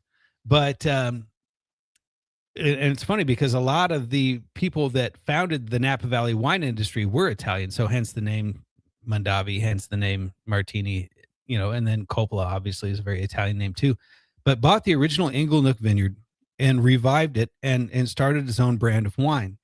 And what's interesting also about this one is that they call it a claret, which was the traditional term for a Bordeaux style of red wine, a Cabernet Merlot, Cabernet Franc blend, probably made most famous by what was it? Have a claret and fava beans. No, it's Chianti and fava beans. Never mind. Yeah, no, sorry, I messed that up. But they don't really use the term claret anymore. So if you see it, you'll see it called a red wine, red blend, or they'll call it a meritage, which is or meritage, which is the combination. It's a made-up word of merit and heritage combined, and it has to do with a Cabernet-based blend. But what's interesting about the Coppola Vineyard, you can actually make a vacation out of this place. So you can go there, and they have the movie tour. So they have all of the original relics from The Godfather and a bunch of these other movies, and you can go and drink wine and hang out and look at all this stuff. They've got bocce courts. They've got what they call the Coppola Feast, where you have this culinary designed meal specifically for you. They have this pizza kitchen where you can, like, make your own or walk you through it. They have a swimming pool. So you can actually make a vacation out of this, going to this Coppola winery. And it's sort of like what's old is new again. So this wine got placed in basically every store in America for a while, and it's sort of undergoing a renaissance. So it's mostly Cabernet. It under California wine law, it has to be a minimum of 75% of the principal varietal to not name the others. But it not only says claret, but it says Cabernet on the label, so it's got to be a minimum 75% cab, and it's just a really good value, $16.99. For that? Velvety smooth, yeah, Wow. Lots of depth. Guy really knows what he's doing, obviously, and has been doing it for a long, long time. And so, there's a lot of celebrities that try to make the foray into branding, but they don't actually own it. They don't do it themselves. They just lend their name to it and they get a piece of the action, but they really don't have skin in the game in terms of actual ownership. And Coppola is different. He's actually in it. So pretty amazing stuff, and just kind of a fun story. No skin in the game because they macerated it out. Check out the big brain over here. Look at him go. You built him. Built them. For those playing at home, the term maceration means skin contact after crush, when they crush the grapes. No skin in the game. But we did it. Austin, you have the best dad humor for being a young father. It's high level dad humor. I thank you. I think he got it from his dad. I come from a family of English teachers and teachers down the line, and so they're very well read, very studious. Wordplay and word jokes like that are. I'm a product of many great generations of that. So excellent. Well, I'm married to one of those, so same thing.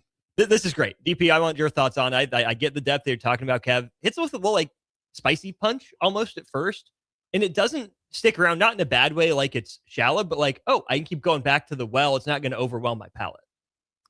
This is dangerous. I do want pasta. Yeah, with a heavy gravy on it. I this is what I want. This is bread and oil conversation wine. And I think there's a reason why a person of Italian descent made wine like this, because I'm assuming when you say gravy, you're talking gravy Yeah. like grandma made, Yeah. with the tomatoes and the sauce. Yeah. Yeah. No, that kind of gravy. Yeah. Ragu. Yes, gravy, like East Coast gravy. This is very, That would just knock that out of the park. Absolutely. And and Cabernet naturally has, sort of that black cherry component. The oak barrels give it a vanilla component. So yeah, like a thick, spicy red sauce, maybe add a little pesto in there, just something really herby and stick to your ribs type, and sit around, maybe some candlelight, Yeah, I mean, this is a dinner wine in full. Like, and I don't, it doesn't matter what you put with it, but anything of substance, you want this to dance with.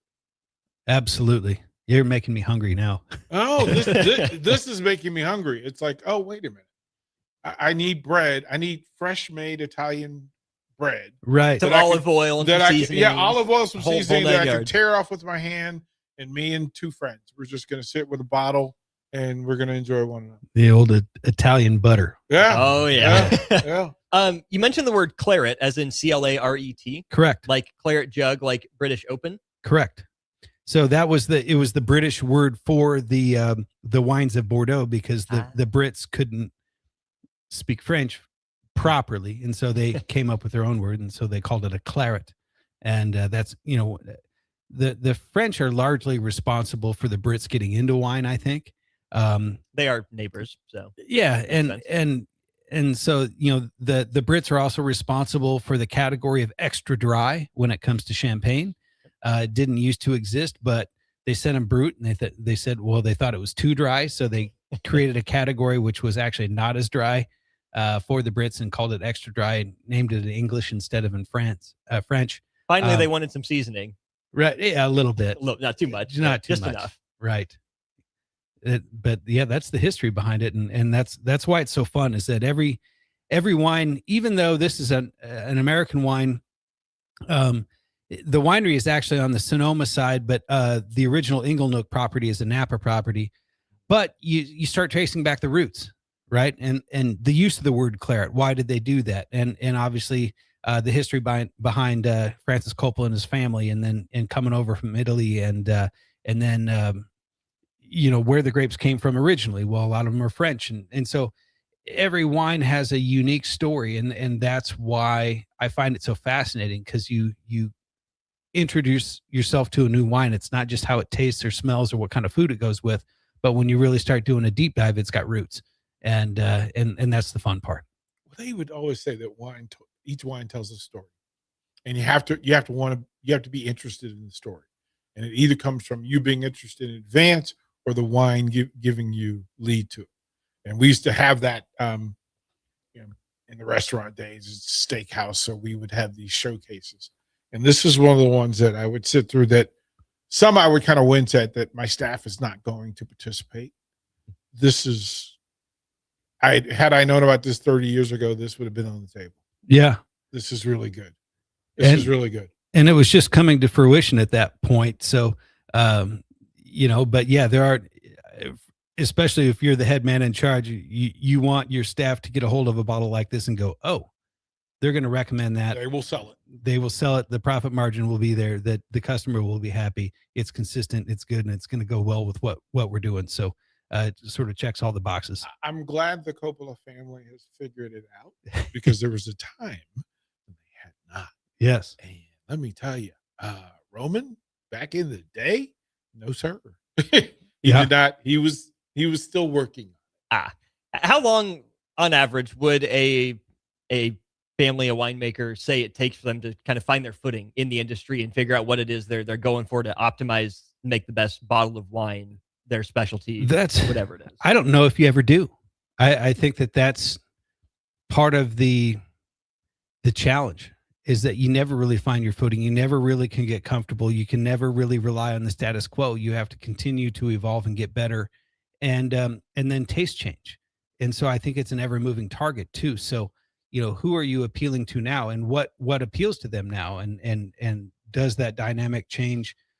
Yeah, it changes every year, it changes every decade. Are you appealing to women? Are you appealing to the younger generation? Are you appealing to the foodies? Are you appealing to the cool kids? What do you try to do? Well, critics. Yeah, critics. And the trouble with all of that is that a lot of times when you start getting into like scores and quantitative assessment of a non-quantitative entity, it becomes opinion. And so a lot of times people can sort of get overwhelmed by the amount of opinion. But there's a reason why you won't see scores on any wines in Myers Cork and Bottle, because they don't really have to tell the truth. They really don't have to, like recruiting stars. But I mean, you're never going to meet them. You're never going to know unless they want you to meet them and know that, hey, I'm the person who scores this. So, and there are some that have more integrity than others, but again, it's sort of that person's opinion. And a lot of times too, like they're influenced, they're trying to sell clicks and sell magazines and sell stuff too. And so, keep a very full wine and keep a full wine cabinet. Right, Yeah, like absolutely. Like I know those people, and it's in full. What do you do with the store in deciding what's the lead? Like what's featured? So it's a delicate combination of determining like what has gone through its cycle and you know what is going to resonate with people versus having the consistency of product. So you know, you don't want to just turn everything over every time, because someone's going to come back and say, "Hey, I love that wine. Got any more?" No. Well, why not? You know, so that again, it's a moving target. So, but you know, basically when people come in the store, first of all, we greet them and make them and try to make them feel comfortable. But when you're helping someone pick out some wine, you have to ask some questions to you know, qualify what they're looking for. So, are you having it with a meal? Are you giving it as a gift? Or you know, what sort of price point do you want to spend? Where do your tastes lie? What have been your favorites so far? And so you gather bits and pieces of that information and then steer them into the direction that you think is going to be best. And the fun part for me is when people trust me and say, yeah, I've had that. That was really good, but I want to try something different. What do you recommend? Who's better to sell to, a new wine connoisseur or a veteran who thinks they know everything? Thinks they know everything that you... Hands down, the new person. Right. Hands down. Right. No question. Yeah. This would be a good one to sell them. Indeed. They'd buy in. They'd go for it. Under $20. It's kind of a fun story. You can actually visit the place. Why not? How about that? Right down there, 13th and South is the other place you can visit. Here, Myers Cork and Bottle. Look for the neon still in working order. Actually, no. No! No, no. Glad I asked. The storm last night knocked out Myers. So right now we're just Cork and Bottle. They got the most important part. Right. But so we have man. the neon guy coming again. Just keep him entertainer. Yeah, right. Exactly. I should. It'd be less expensive. Man, there you go. Kevin, as always, we appreciate it. Good to see you. Thank you, gentlemen. Take care. We'll be back. More of Old School next. This summer, as the world watches the pitch, Raising Cane's is serving up the best matches all tournament long, like chicken fingers and cane sauce. No matter who you're rooting for this summer, kick it with Cane's for the games. One love. Hey, Nebraska sports fans. This summer, professional tennis returns to Lincoln. Watch rising stars of the ATP Tour compete for over $100,000 in prize money for the 2026 Lincoln Challenger from July 12th to the 19th at the Sid and Hazel Dillon Tennis Center. Witness top tennis pros compete right here in Lincoln and experience tennis close-up like never before. To purchase tickets or to sign up for volunteer opportunities, please visit www.lincolnchallenger.com. Not just a stop, a stage. Lincoln Challenger 2026. Hey everyone, it's Brie Marie. Join me and James Rowland every Sunday night at 7 p.m. from April through August for the finish line. We'll do laps around the headlines and dirt track racing, let the rubber meet the road for NASCAR news, and talk with special guests, including your favorite local drivers and racing personalities. That's the finish line, Sunday at 7 p.m. all summer long on 93.7 The Ticket. Is your technology built for where you are or for where you're going? Can your current technology support future growth? To break through that invisible ceiling, you need executive-level strategic technology advising. Moser can help your business grow appropriately and efficiently, giving you the ability to turn your tech stack from a cost center into a growth engine. Visit moserit.com/theticket. That's moserit.com/THETICKET to learn more. If one of the things running through your mind as a business owner is the recurring worry of possible cyber attacks, you can let out a sigh of relief. Hamilton Business Technologies has you covered. As the official business IT partner of the Huskers, we offer real-time threat monitoring, advanced security protocols, and more to keep your data safe from harm. We care about the success of Nebraska businesses and communities like yours. Learn how we can help you at hamiltonisbusiness.com. Some people are looking to buy their very first home. Others are looking to build. And some are refinancing to make what they have work a little better. But the one thing they all need? A personal guide through the mortgage process. At Pinnacle Bank, our local lenders work closely with you to find the right kind of loan and the best rates possible. Because every path home deserves someone by your side. Find your lender today.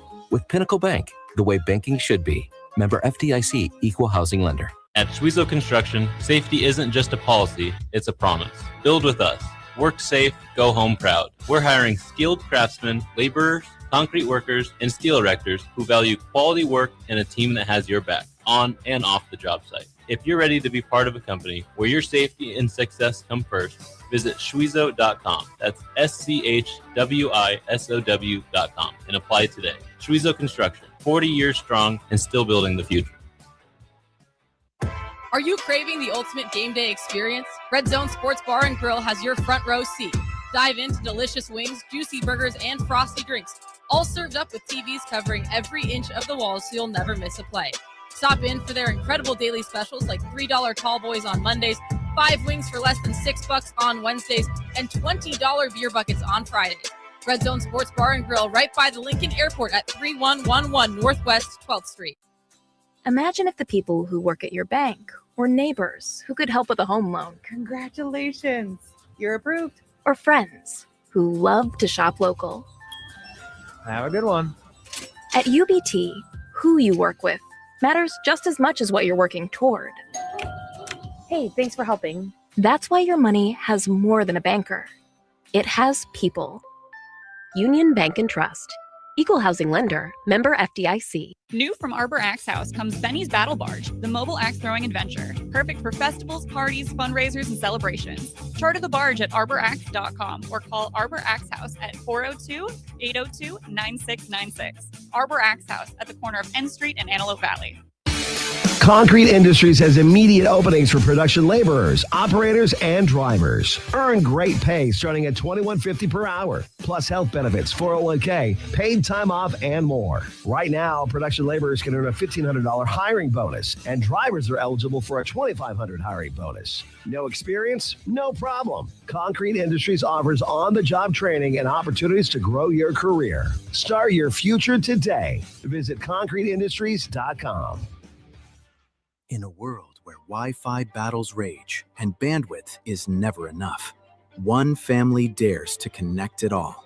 Work from home, influence all day, stream all night, and game to win. Deadlines, downloads, and dance-offs, all happening under one roof, flawlessly. Can your internet provider do that? Fiber fuel your household at allofiber.com/all-in. Keep summer green with Judson Baleen and Judson Irrigation. More than 40 years ago, Judson Irrigation started taking in orphans. Lawn sprinkler systems installed by a quickie, cheapy summer job, install 'em and forget 'em outfit long forgotten. Call Judson Irrigation. They'll never forget you. Keep summer green. Call Judson Irrigation 402-420-6277 or judsonirrigation.com. Perch Merch is your one-stop shop for all your printing and promotional needs in Lincoln, Nebraska. They specialize in screen printing, embroidery, vehicle wraps, window wraps, print collateral, promotional products, and signage. At Perch Merch, they are committed to delivering high-quality products and exceptional customer service. Their experienced team of designers and printing professionals will work with you every step of the way to ensure that your vision is realized. Call for a quote today at 402-217-5212 or go to perch-merch.com.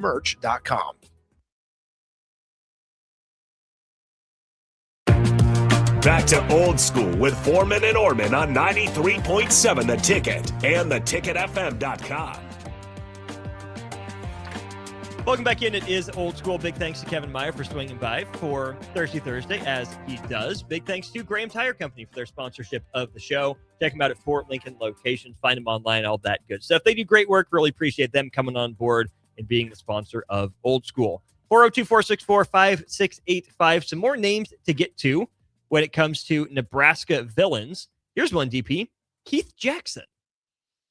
One of the truly likable athletes. Funny. And he loves Lincoln. Loves Lincoln. Well, who wouldn't? Well, he comes to town when Oklahoma was here last, he came into town, ended up hanging out with our buddy down at Mary Ellen's. Nice. And they had a little party afterwards, and he's there with Ricky Simmons, and we're just hanging out. And good dude. We gave each other crap because I'm a Washington guy. He was an Eagles guy. We threw hands over it. You know, it's pretty cool. Funny guy, loves people. Yeah, that makes sense that he would affect you positively Definitely. after the fact. Ricky Williams. Another really nice guy. Why would you hate Ricky Williams? 5 letters. Really? Oh yeah. I would probably argue Colt McCoy is a bigger villain. Is he who's the Texas villain of all Texas? Well, villains? it depends, I think, on your age, because I think there's some people that would go back to 96 and 98 and pick someone from some of those teams. My generation's probably going to say Colt McCoy. So in he a lot of ways. So maybe Boz, Vince Young. So Boz and Keith Jackson and probably Leroy Selman. Maybe Greg Pruitt. Potentially, yeah. But he fumbled. So. He did, yeah. And that was Billy Sims. Billy Sims. Sure. Yeah. But then for Texas, Colt, did Vince do damage against Nebraska? That was Callahan era, so Okay. everyone did damage against Nebraska. Ouch. To be fair. Ouch. That's not good. Yeah, I mean, to me, it's Colt McCoy. I can't even give Mac Brown that much credit, to be honest. Like, yeah, he was in charge, but I don't view Mac Brown as like the ultimate villain. As far as I know, there was more vitriol toward Colt McCoy. Yeah, I would have thought from the age of it, go back to when the Huskers were good. Mm-hmm. So in the 80s, that Fryer Turner Gill group. Texas wasn't around at that point. So they were. That was Big 8 still, not Big 12. Were they around in the 70s? Did they play each other in the 70s? I can look this up. Right. So I would think that Oklahoma and Texas in the 70s were wishboning and veering ourselves into happiness. So right? Nebraska and Texas prior to 1996. Okay.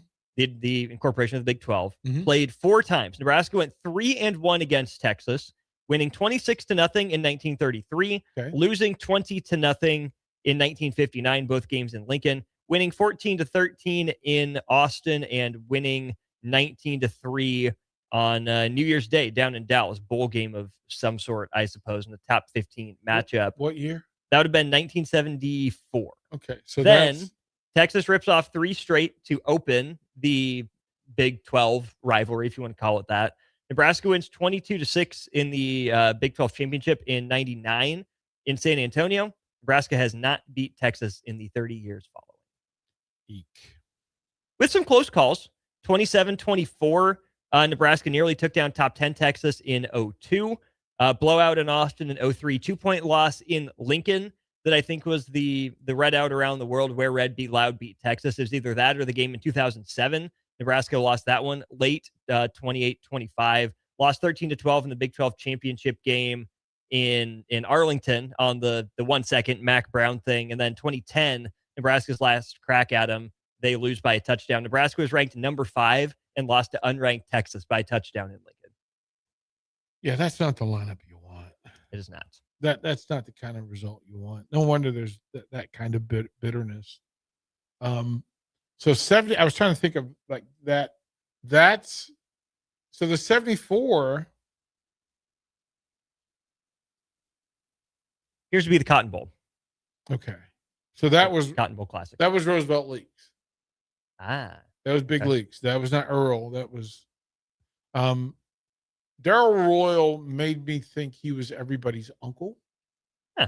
Just the way he dressed, because he dressed in the old button windbreaker. Okay. And what basically pre-led trucker hat, Texas Longhorn. Sure. Yeah. Yeah. Yeah. Yeah. That's who comes to mind from that group. Speed Limit says your 80s villains are Todd Blackledge and Joe Paterno. I suppose you throw Miami in there for 83 as well, but is that Blackledge Penn State still a villain? Even when he comes to town and buys muchachos and I mean that well, I don't think Todd Blackledge was the one that painted the sideline incorrectly, but he took full advantage of it. Yeah. So he's a villain.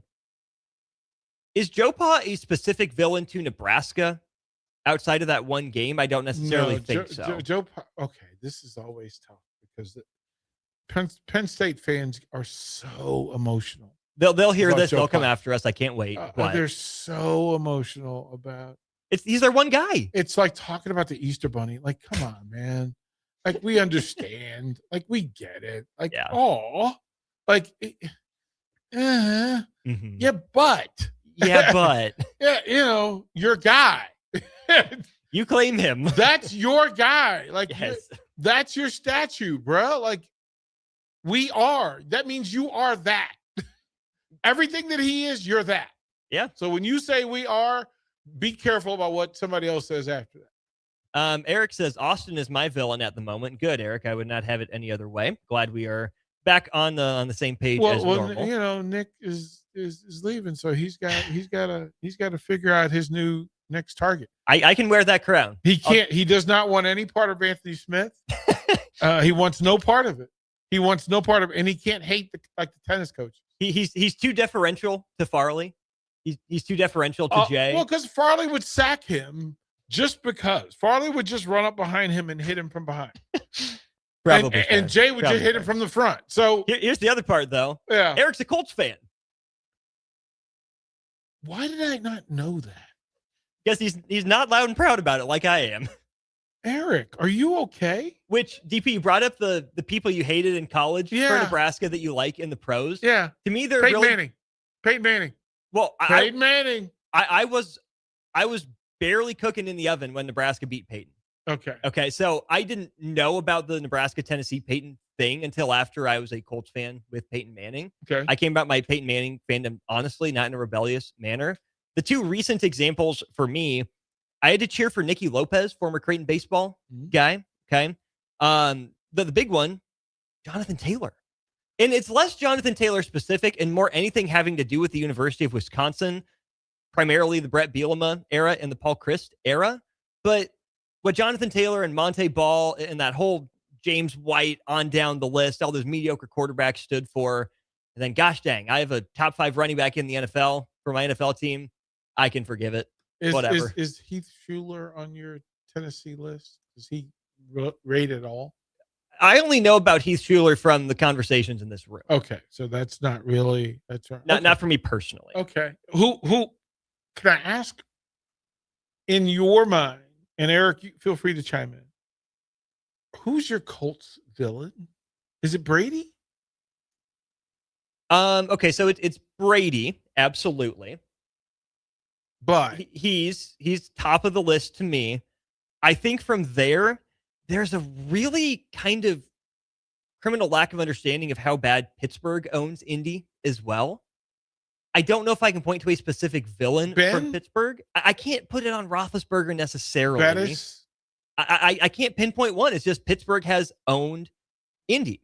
I think so here's a fun, everybody from Pittsburgh owned the entire city. Right? Here's one, DP.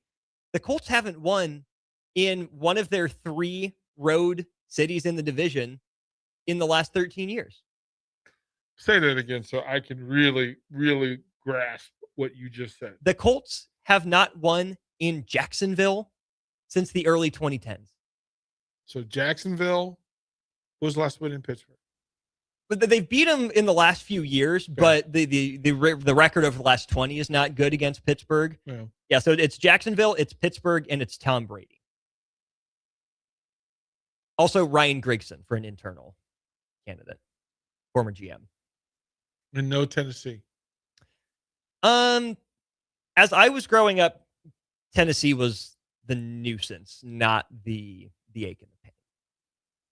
So Eddie George. That predates my fandom, just barely. I constantly forget how young everybody is who works here. Now, I'm much stronger in my anti-Eddie George stance based on some of the conversations Jay has had about his time on the field in Tennessee. Jay's anti-Eddie because, I meet you in the A-gap. Like, there are too many.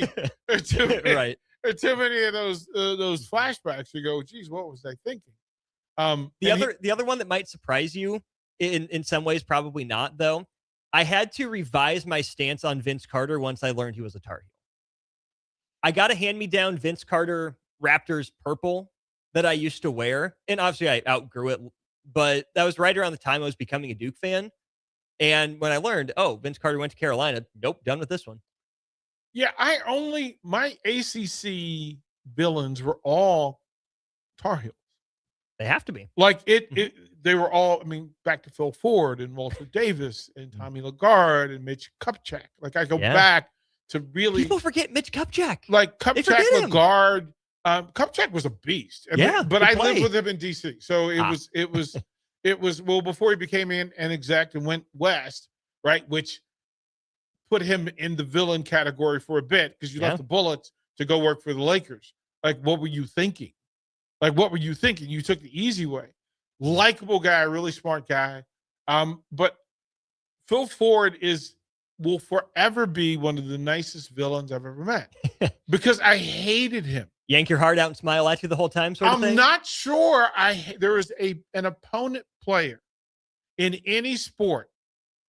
And I mean, I'm putting him higher on the scale than Roger Staubach and the Evil Empire.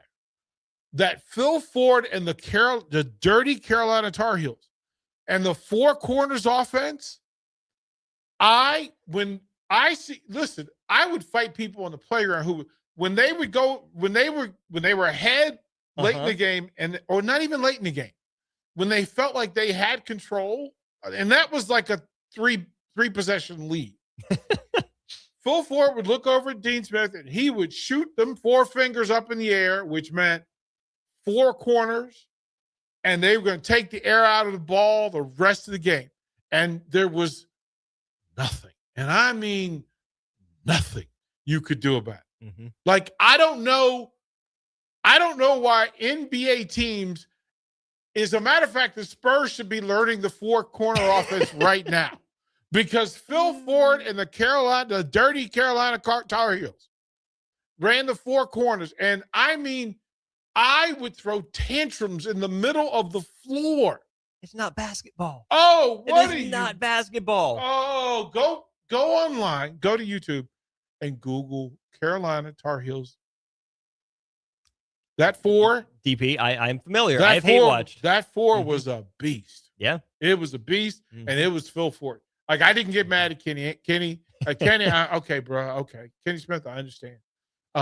Jimmy Black, okay, I understand. Like, even if they beat Georgetown, okay. Yeah. That Carolina four, nightmares. Jim Boeheim, college basketball villain, yes or no? He's just a villain. Okay. He's just a villain. Glad we're not alone. Is there anybody that likes him? Again, Syracuse would do the Penn State thing. That's Syracuse, our guy. Really? Is that what that is? They would have to, especially in light of he's all they have. He's all they have. He's all they have. Yeah, that's the boat they're in. Okay, he's all they got. Like Villanova, you could be Jay Wright, but there's Raleigh Massimino. So okay, so I get it. Like PJ. Here's the thing: Villanova beat Carolina. How can you be mad about that? Yeah, come on, people. It's a thing. We'll go to break. When we get back, we'll take some more of your texts on this. More to get to in a full hour 3 of the show straight ahead. 93.7 The Ticket is Lincoln's home for Kansas City Royals baseball in 2026. Catch all the action as Bobby Witt Jr., Salvador Perez, Vinny Pasquantino, and a pitching rotation led by Cole Reagans try to lead the Royals back to the postseason. That's Kansas City Royals baseball all summer long. On the air in Lincoln at 93.7 The Ticket. Sandhills Global is growing right here in Lincoln. With our expanding campus and continued growth, we're hiring across a wide range of careers, from interns to experienced professionals. Join the team at Sandhills Global and build your career with competitive pay, great benefits, and real opportunities to grow. Visit sandhills.jobs to view openings and apply today. That's sandhills.jobs. Hey everyone, this is Austin Orman from Old School with Foreman and Orman, live from 1040 O Street in the heart of downtown Lincoln, weekdays from 3 to 6 p.m. My favorite thing about downtown Lincoln has to be the year-round energy. Downtown Lincoln never stops. It's easy to get to, has everything you could need or want in dining, entertainment, and retail, and of course it has Lincoln's best sports talk, proudly located in downtown Lincoln on the corner of 11th and O. This message is brought to you by the Downtown Lincoln Association and 93.7 The Ticket. This summer, as the world watches the pitch, Raising Cane's is serving up the best matches all tournament long. like chicken fingers and cane sauce, crinkle cut fries and cane sauce, Texas toast and cane sauce, coleslaw and cane sauce. Okay, maybe skip that match. No matter who you're rooting for this summer, kick it with Canes for the games. One love.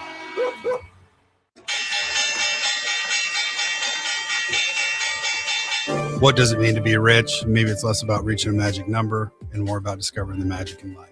I'm Ryan Buck, your Lincoln, Nebraska, Edward Jones financial advisor. Count on me for your financial strategies that can help support a life you love. Because the key to being rich is knowing what counts. Contact me today at 402-483-0377. Again, that's 402-483-0377. And let's find you rich. Edward Jones, member SIPC. Green's Furnace and Plumbing has been servicing the southeast Nebraska area since 1921, specializing in HVAC systems, bathroom remodels, duct cleaning, backflow testing, and so much more. With a network of trained technicians ready to assist you, Green's Furnace and Plumbing is your source for dedicated commercial HVAC service for your business, building, or even your home, so it can run without all those unwanted interruptions. Learn more by visiting their website at callgreens.com or give them a call at 402-467-4444 today. Lincoln's go-to for fun isn't new. It's a place that's been a staple of the city for years and is only getting better. Matson's Bowling and Billiards always has open bowling available with no long lines, unlike other centers. They have live music almost every weekend and great food at EJ's Bar and Lounge, with seating for 150 people. They have popular meals like the EJ Burger, pizza for the whole family, and famous EJ's Wings. Contact Sarah to book a party for friends, coworkers, or family at Matson's Bowling and Billiards, just south of 48th and Holdridge. Lincoln is full of great golf courses in a state that is getting national recognition for exceptional golf. Friend Country Club is worth the drive, just 40 minutes from Lincoln and home to one of the state's most respected 9-hole courses. Enjoy their restaurant with popular items like a 14-ounce ribeye, 10-ounce sirloin, or chicken fried steak. Open Thursday through Saturday from 5:30 to 10 p.m. Expand your horizons with a trip to Friend Country Club, just 40 minutes southwest of Lincoln. It's worth a visit. Are you looking for a fresh new hangout spot? Let me tell you about Liquid Assets Sports Bar, where Mondays mean new weekly drink and food features. With 23 taps, a full lineup of cans and bottles, and 40 TVs blasting every sports package out there, you'll never worry about missing a play. Savor high-end spirits at their stylish top-shelf bar, enjoy a healthy menu, family-friendly atmosphere, and catch all of your favorite teams every day. Doors open daily at 11 a.m. Liquid Assets Sports Bar, located at 2755 Jamie Lane in South Lincoln. This summer, Salt Dogs fans are making history at Haymarket Park. We're celebrating 25 seasons of grit, grins, heart, and hometown pride. Lincoln, you built this stadium. You named this team. And season after season, it's you, the fans, that keep us coming back for more. So let our thank you be our promise. The best is yet to come. Your local tradition plays on. Get your tickets at saltdogs.com. Hey there, this is Paul Scheel, owner of High Electric. I want to thank our friends and loyal customers and introduce High Electric to those looking for a new electrician. We've been serving the Lincoln and Omaha area for over 30 years, from design to install, upgrades, and repair. If you are a homeowner or a small business needing some electrical work, call us at 402-466-6606 or check us out at hyelectric.com. We look forward to hearing from you.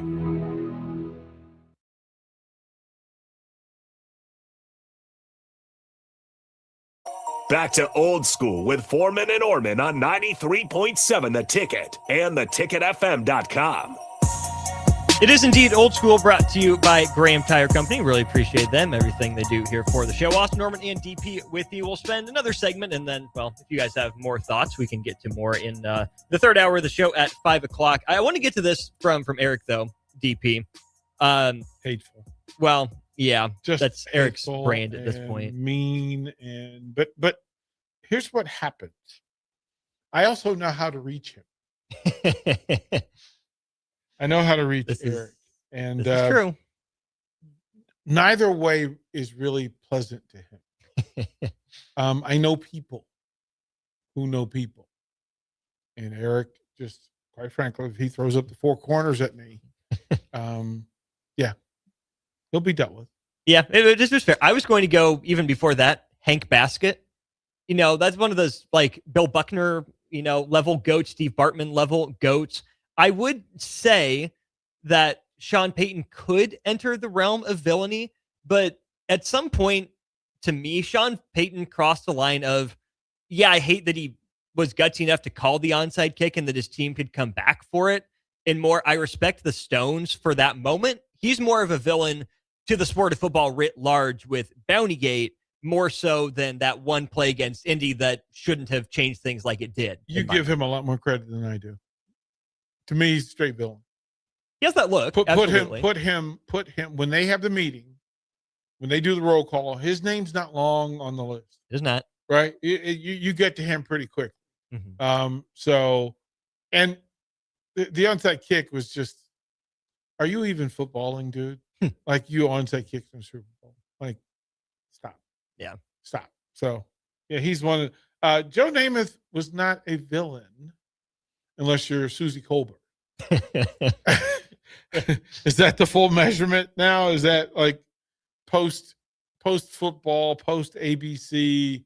Hey, I've had one beverage too many, and whoever's at fault, whoever put me on a live television show, it's their fault.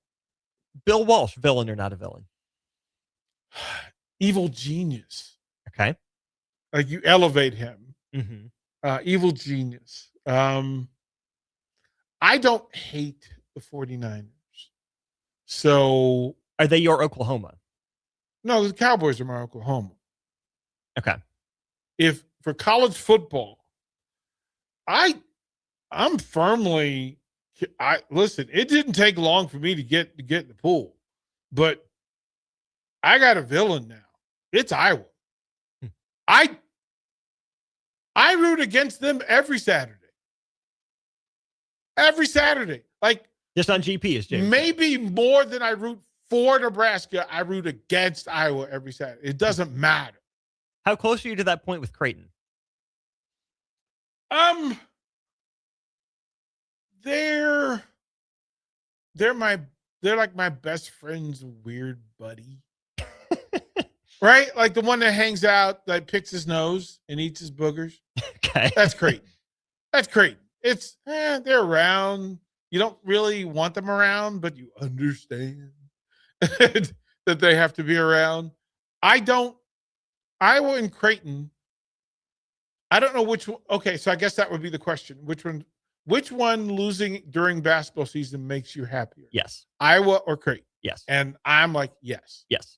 Correct. Yes. The answer is yes. It's always, even in baseball. I mean, especially volleyball. Yes. I don't have the same depth of feeling for Nebraska volleyball as many others in the state do, but I still take such great joy in referring to little sister. Yes. And there's a nice number 0 right next to the number of times that little sister has toppled big sister. It's it's my little brother's, who's a nuisance, his weird friend. That's how I look at them both. Yeah, that's fair. Yep. Let's go ahead and switch gears. When we get back, what are our favorite things about sports in America? There's a lot wrong with them. We know. But I was mentioning this briefly with Jay yesterday, DP, and I think you're a fun person to have this conversation with. What do we enjoy and appreciate about sports in America? Our European friends, our South American friends, our Asian friends are coming over for the World Cup and having their little minds blown by American sports culture and American culture in general. What do we love about it? Let's have that discussion next on Old School. Charlie Stone again, and Andy Goodyear with Honda of Lincoln will be joining me shortly to talk about a milestone accomplishment at Honda of Lincoln. But before I talk to Andy, I'd like to add a comment of my own. I know you have a lot of choices when buying a new or pre-owned vehicle. It was just announced that Honda of Lincoln is once again the winner for the Lincoln's Choice Award for new car dealers. It's not easy to win that award because it's all based on the highest level of customer satisfaction. I think Honda of Lincoln really is your best choice. Now let's talk to Andy. Thanks, Charlie, and thanks for your kind words. Andy, tell us what it takes to win an award like this. Will do, Charlie. It's about being customer focused. Our sales and service team have been with us for a long time, and every day, all they focus on is a 100% customer satisfaction. It's really that simple. Maybe it's time you experience the best. The Honda of Lincoln way of doing business. 27th and Yankee Hill Road or online at hondaoflincoln.com. If you're seeking a career with a growing company, Gaina Trucking and Excavating is hiring and looking for additions to their team. Gaina Trucking has a strong team culture, competitive pay, 401ks, and benefits like health, dental, and vision. Drivers are guaranteed 40 hours per week, even in the winter months, and are home every night. Start your career today at Gaina Trucking and Excavating. Apply today at gainatrucking.com. Looking for the right utility tractor for your acreage? Find it at Landmark Implement. Shop our selection of used John Deere compact tractors from 1 through 5 series with the power and versatility to track mowing, yard work, snow removal, and more. For a limited time, get 2.9% financing for 36 months, followed by 6.2 for 24 months with approved credit. We've got the right fit for your property and your budget. Stop by your local Landmark Implement or visit us online at landmarkimp.com today and experience the Landmark difference. Building a new home can be a challenge, a lot of big choices. With our Remington homes, we have designed 15 different floor plans that appeal to a wide range of people.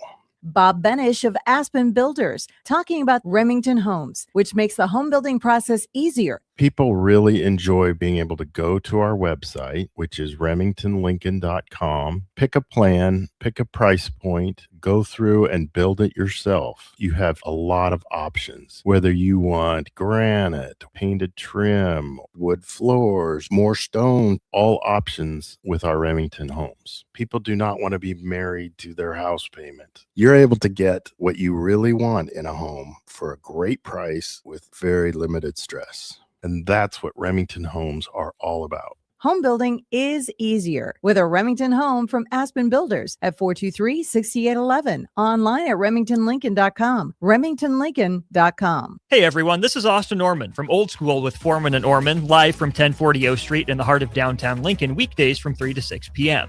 My favorite thing about downtown Lincoln has to be the year-round energy.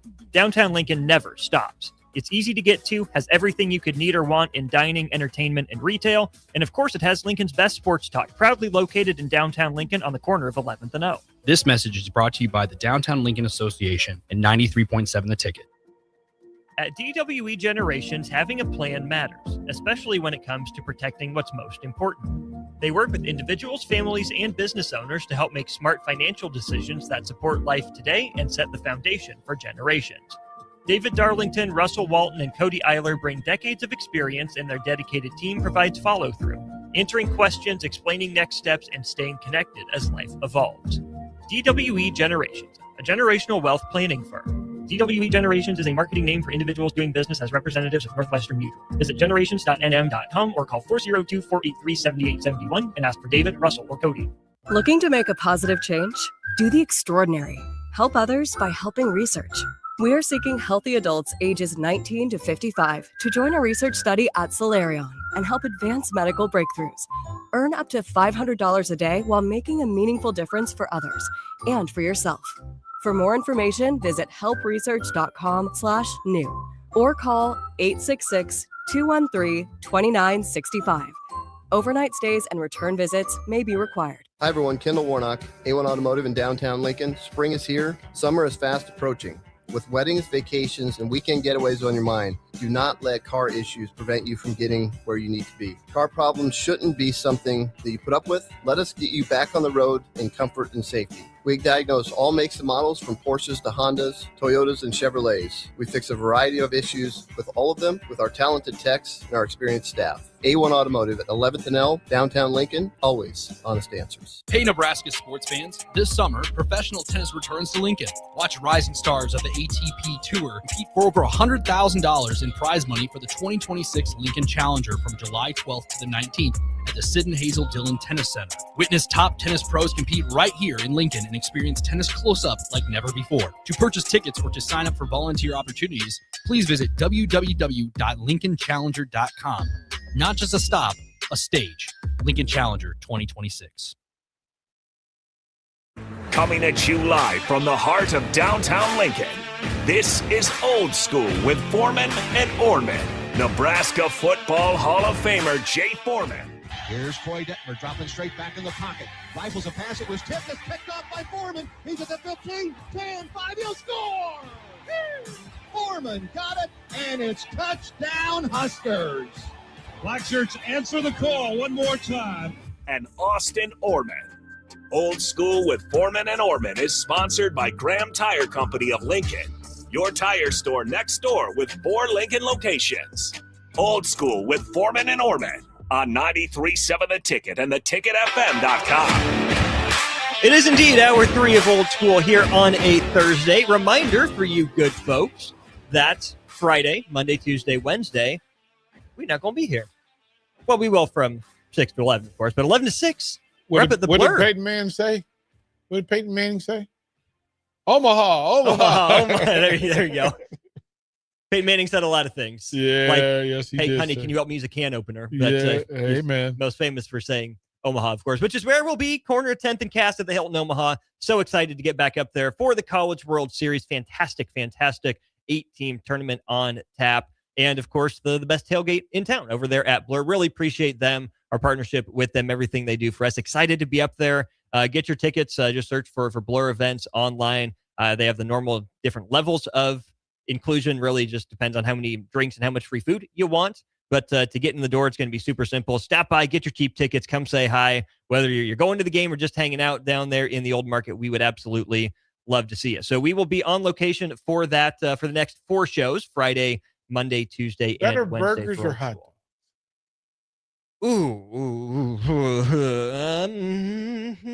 Yeah, they do well. They and do. I don't know. Did they bring in cheesesteaks at one point? Yeah, they had the one dinner that they Yeah. had cheesesteaks. But we felt guilty because it was towards the end of the show. You were actually working, so we were like, that's the one part about Old School.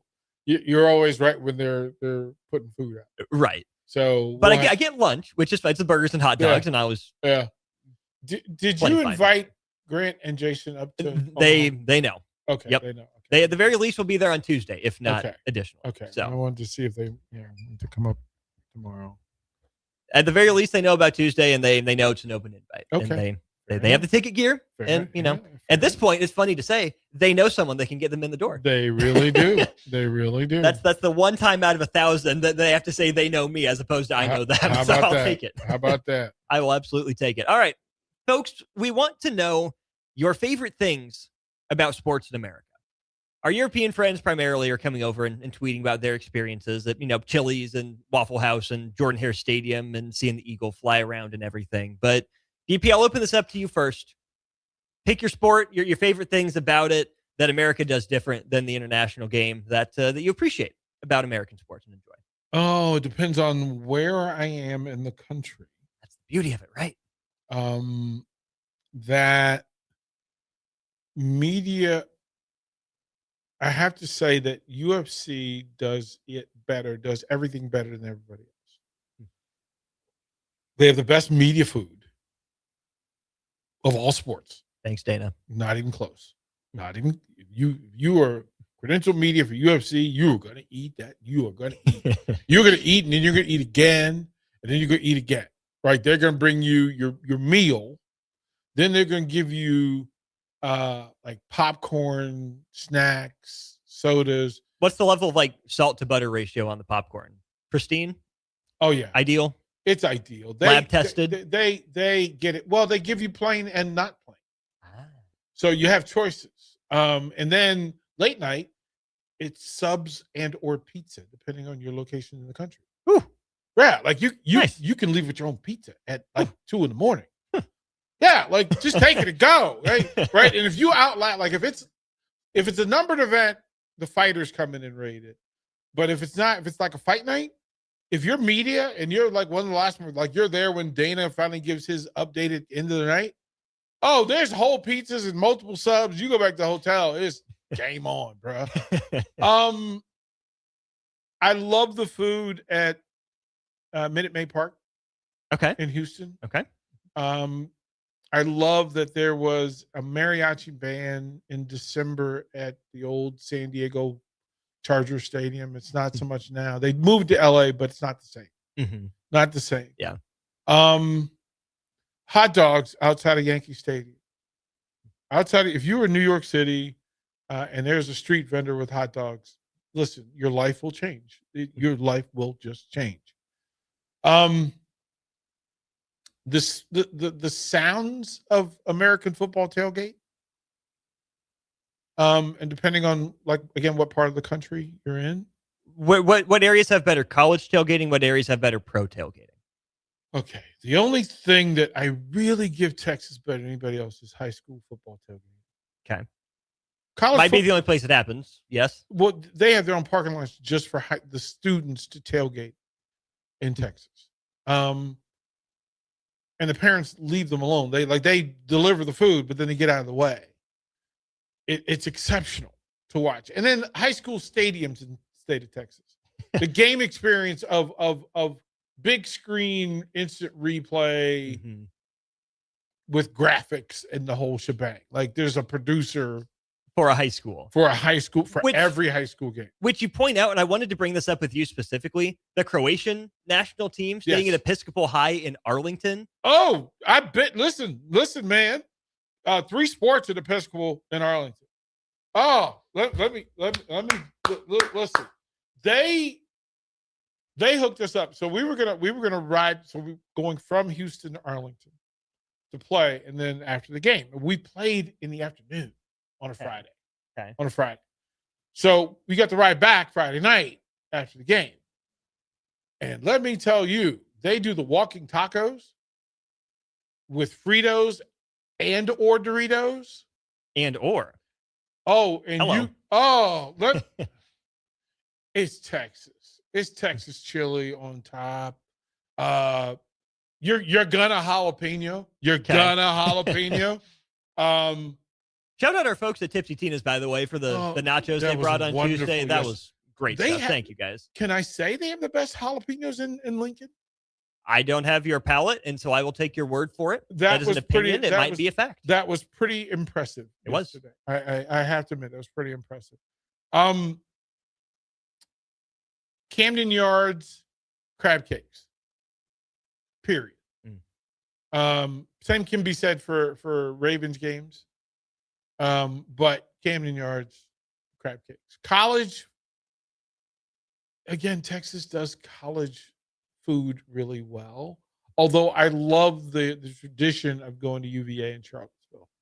Okay. Preppy with bad plaid outfits.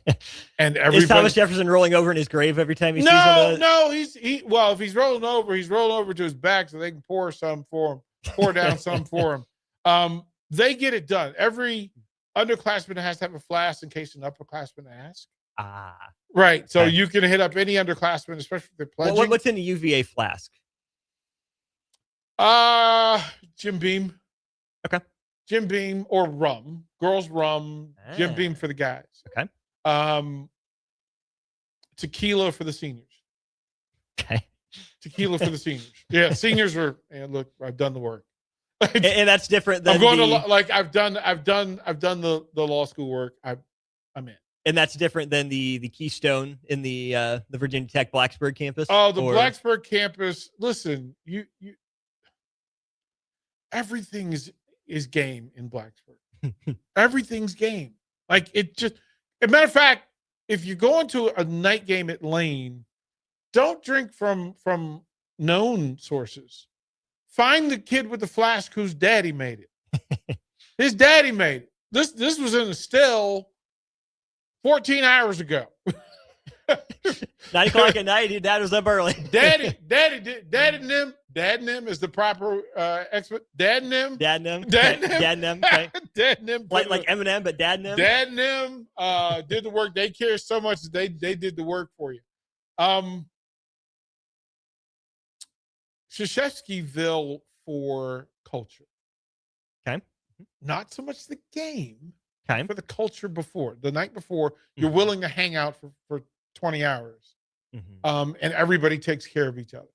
And for whatever reason, the weather's always bad, but they seem to make it work. Cardboard cutouts they keep in line or something. Yes. LSU is the best sports organization team experience overall. So if you go to LSU night game in Baton Rouge, number one experience of all college football experiences. Period. And then if you get to go to Army Navy, yeah, it's its own thing, different than anything else. So you tell them food, people, booze. The stadiums themselves, you easy to get into or not get into, but it's the people and the food. I would even maybe argue some of the stadiums, because you think about these big money European teams, and I know that they're built in a lot of like dense urban areas. Yes. And I think Manchester United or City, one of them came up being compared to Auburn. It's just the pure architecture of it. Yes. You know, American sports, at least in college, in a college town like Auburn, a college town like Lincoln, I would say even potentially, you know, Columbus is a big enough city, but Ohio State and the Horseshoe. Europeans love Notre Dame. They love South Bend, Indiana. Which makes sense. But you can go from Husky Stadium down to Autzen, down to the Farm, down to the Rose Bowl, over to the Coliseum, to go up to Provo and Salt Lake City, to go to, you know, Mile High or Boulder, to go to Lincoln, to go down to Jerry World, to go to Atlanta, to New Orleans and the Sugar Bowl, to Baton Rouge, to Tuscaloosa. They're not going to look the same. They're not going to feel the same, but you get a little bit of backdrop for everybody. You have your urban, you have your rural, you have your mountains, you have your water. There's a stadium for everybody out there, and I hope you find yours. Yeah, and it depends on what you want. Utah, if you go to Provo at night, the only problem with that is there's one road in, one road out. The Gillette Stadium of the Mountain West. It's the most gorgeous landscape ever. You feel like you're in heaven, quite frankly. You have to deal with all the other stuff, and it's just really hard to get out of. If you can get a Utah day game and a BYU night game, you want. Same for Virginia and Charlottesville. If you can go to that 12 o'clock kickoff in Charlottesville, you can get to Blacksburg for a 7 o'clock. For 7, okay. You know, if it works out right. There's certain places where the red and the blue tie up, and you can do that. California, there's so many schools. Texas, there's so many schools. I hate to give Austin credit, but Austin, Texas is a really cool game day spot. It's different than College Station. Yeah, the fact that we have room for College Station and Texas A&M as a culture speaks to the depth and the variety in America. Now, in some countries, that would fit right in. That's normal. Here in America, it's a cult, but to each your own. Well, European folks who are traveling, if you're here for World Cup and you could end up in College Station, you're going to have some questions. It's like, wait a minute, they have a monument for the dog? What are we doing? There's a mausoleum for the dog. What are we doing? And those places, like you take them to LSU and they want to know, why is there a tiger in public? Why is there a buffalo in public? Why is there a longhorn in public? Right, which I love in the space. So if we said NFL. Okay. Now, basketball, you're going for, I don't know, it's the Garden. Like, I mean, I hate to say it, like, it's the Garden. It's Boston. It's New York. It's Madison Square Garden. Okay. Everything else. Staples feels like it's lost its luster, even though I've never been. Well, it wasn't the fabulous Forum. Sure. And the Forum wasn't a great stadium. It wasn't a great arena. Well, just like United Center, like the old right where the Bulls were playing. Wasn't not great, but I like the United Center now because it's everything's right there. Okay. Like, it's right there for you. I love going to San Antonio on the Riverwalk. You're going to eat well. The people are going to treat you well. Even more so than Houston. Oh, we had an experience on the Riverwalk. Yeah, Riverwalk, all in, bro. Like, I get it. But NFL tailgating matters. I've been to a couple of KC games, and it was kind of meh. I'm sorry. It was kind of meh. Like, if I'm going for ribs, I know I upset some people, but I'd rather go to St. Louis. Be tough to watch football there now. Well, but I know what you're saying, but right? yeah. Like, if ribs is if I want ribs, I'd go to Texas. Going ST. Okay, yeah. Go to Texas. Okay. Sorry, Big Bang Hank, but also not sorry for being a Royals fan. And spending my fair share of time in that parking lot. I've never really gotten into the tailgate vibe necessarily, and I'm sure it's good for people to have it as a tradition. I know Jay says he walked into Kansas City, smelled it one time, got a plate, and it was incredible. But I can see where you're coming from. I like the food. Yeah, I just don't love the food. Yeah, I don't love it. Houston tailgated better. There's better food at the Houston Texans tailgate. Okay. Matter of fact, and they were waiting for you. Like they didn't know you were going to get offered a plate. And as you walk through the parking lot from the back end, you're going to get offered 20 plates. That doesn't happen at KC. Interesting. Doesn't happen at KC. Happens in Baltimore. Happens in Buffalo. Okay. Doesn't happen in Philly. although but how many European countries and teams grease their light poles? Well, if you go, yeah, they do because they get used to it. They'd be more comfortable in Philly and New York because those are their people. Philly, the fans sound European. They approach each other in the European way. Even rivalries, they will sing each other's songs to irritate one another. So it's that. I just don't love California sports that way when it comes to game presentation and like Dodger Stadium. Like I'm telling you, the most overrated thing in all of sports is a Dodger Dome. The Dodger, like people will fly to get a Dodger Dome. No, sir. No, sir. No, nope, not doing it. I did it once and I was just best game presentation as you define it. Best game experience of any California team, college or pro?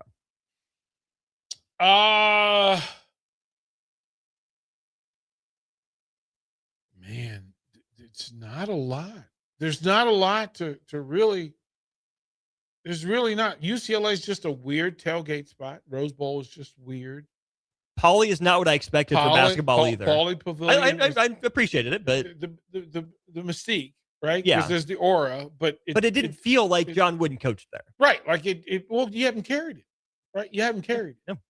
No. USC, but the Coliseum is just not the best football stadium. Like it's just not. And Stanford is so weird.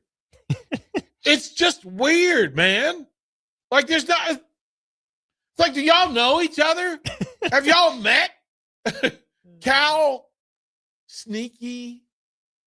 You know what? San Diego State. Whoa. Okay. San Diego State. Yeahas Arena or football? Football. Okay. Basketball, no. Basketball, no. Interesting. Football, good time. Good time. Because a lot of it ends up in Tijuana. So, so there's that. But yeah, let's stick in San Diego. You got an old hotel in the left field corner of a baseball stadium. Yes. Right? Like where else in the world does that happen? I'd love the new baseball park. I'd love to go. I do love that. I took Rico when we were that's traveling. right. I took Yeah, that's Rico right, and his top of his head popped off because it just so it got up to your height. right. Like full thing, right? Sorry, that's unfair. Yeah, no. And maybe it's because I like San Diego more than I like LA. Like I like the vibe more than I like LA. How would you describe the difference for those who might not have been? San Diego's it's a tailgate. LA is like an office party where you're networking and everybody's telling each other who they are and what they do and everything is related to the thing. San Diego, it's just really a bunch of people being happy to be around a bunch of people. Like it's San Diego is the party school. Yeah, LA is the LA is the networking school. Everybody's trying to be somebody. San Diego's LA, everybody's kid, it's somebody's kid. Right? And so then it becomes you're always showing your credit cards, you're always showing a lot of rulers out. Yeah, it's constant. It's constant where you can't just be a person. you've got to audition all the time. Gotcha. All the time you're auditioning, and UCLA tries not to be that, but in trying not to be that, it's that because it's everybody. So everybody at USC is an actor's or producer's son, daughter, niece, nephew. Okay. Everybody at UCLA is every doctor, lawyer's niece, nephew, son, daughter. So gotcha. right. Okay. So then it's a competition of I'm smart, I'm pretty, you're neither. Gotcha. Yeah.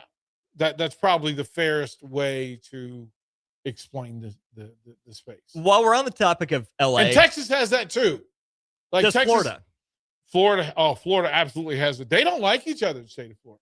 You go to different points. Tampa does not like Tallahassee, does not like Miami, does not like Orlando, They does do not like They do Jacksonville. not Wait, like no each one other. likes Jacksonville. They do not like each other. That's why they pick at each other. Florida doesn't understand Tallahassee.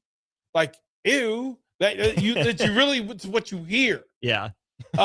Tampa, like what's wrong with you, UCF? Why are you there? Orlando, what are you doing, Mickey Mouse? What do we like? It becomes really frictional. Territorial. South Carolina, Clemson and South Carolina. Oh, they really don't like each other. And of course, the triangle in Raleigh, Durham, Chapel Hill. They wine, beer, tequila. They. So what's Wake? Huh? So what's Wake Forest? And they're trying to elbow their way into that. Wake is just they're the neighbor. They're the nosy neighbor that nobody really. Well, like why wasn't I invited? Why wasn't I invited? I'm cool kids. Why are we not invited? You're our country cousin. You're down there. Stay down there. You have Winston and Salem to yourself. You enjoy them. Can go down there. You're the interesting, like you're what the Durham Bulls said they were. That's actually what Wake Forest is. Durham, North Carolina is not that. Okay. Winston-Salem is what, and then Greensboro is young Ric Flair. Greensboro is the Greensboro Coliseum hosting every great wrestling match in history until they build a new stadium in Charlotte, new arena in Charlotte, and they go there instead. And all the while, Greensboro's going, but wait, we were the home of the ACC and Starrcade and yeah. It's like the Coliseum here. Oh, yeah. Yeah, I know you're historical, but sorry, Pershing Center. PBA. Right. But PBA. Yeah. That's what we're dealing with. I did want to get to this from LA just because I think it's absolutely hilarious. From the Athletic reporting on FIFA and the World Cup, which starts today. During a get-to-know-you meeting held at SoFi Stadium, a senior FIFA executive set out the core principles of the hosting agreements, yada, yada. The gist was this. FIFA takes the vast majority of the revenue from the World Cup ticketing, media rights, sponsorship concessions, and parking, while cities are responsible for costs related to transportation, safety, security, even extending beyond the stadium to FIFA Fan Fest, airports, and vehicles used in the competition. At one point, the LA Sports and Entertainment Commission CEO raised her hand and asked a question along the lines of, so what exactly do we get out of this? FIFA replies, hosting this tournament will put your city on the map. FIFA said that to Los Angeles. Well, because FIFA doesn't care about the United States. No. They don't need the United States, which is great. Well, but here's the thing. It was a different United States then when they made the bid. We were a different people then. Yeah. Like people wanted to come here and see and visit. And now they're like, not so I'm sure. not sure I want to do that. And FIFA's literally, you're going to pay us to have people come to your spot. And it was worth it because you were getting new people into Los Angeles, a new generation of people into Los Angeles, new millionaires into Los Angeles, right? Because all of these soccer players would now become millionaires. And hey, they may meet one of those USC girls, right? That was what the NBA Summer League was the same thing. That it used to be the Rocky Mountain Review in Salt Lake City. Okay. And you know what? You would think, why would the NBA want to be in Salt Lake City? Money.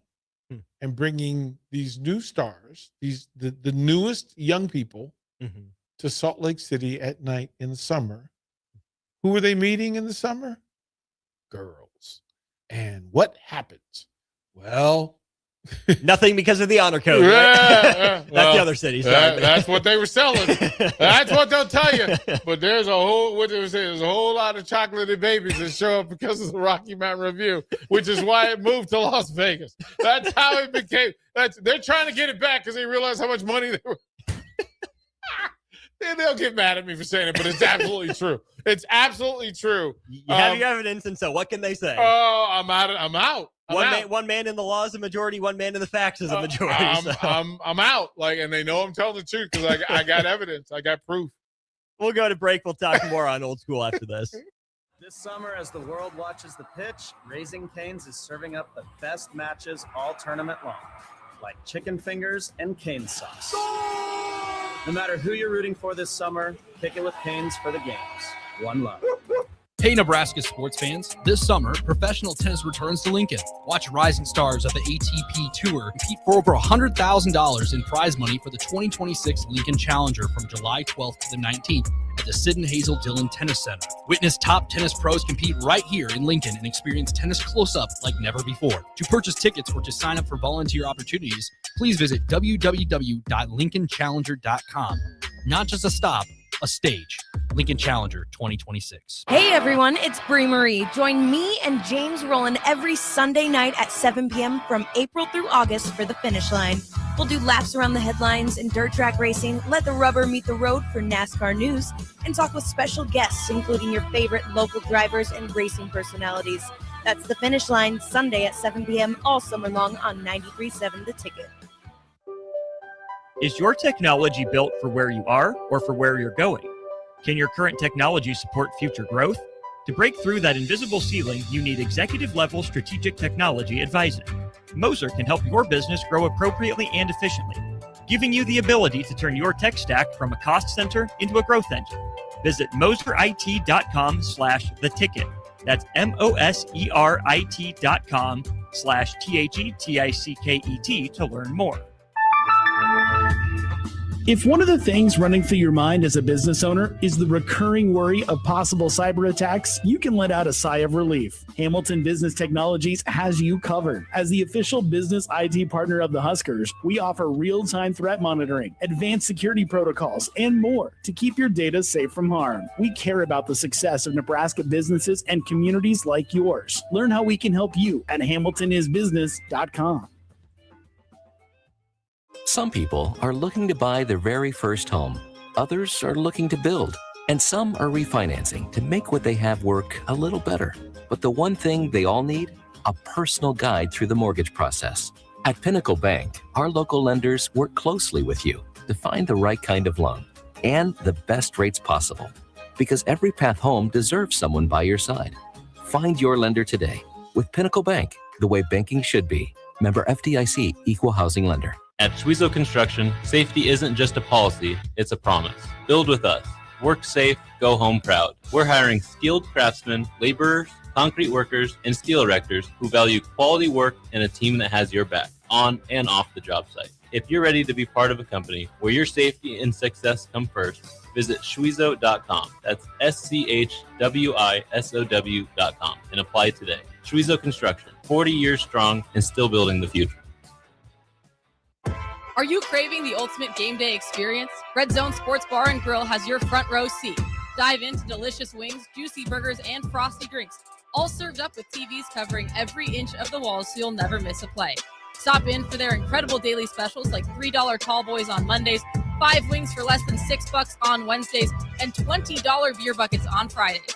Red Zone Sports Bar and Grill right by the Lincoln Airport at 3111 Northwest 12th Street.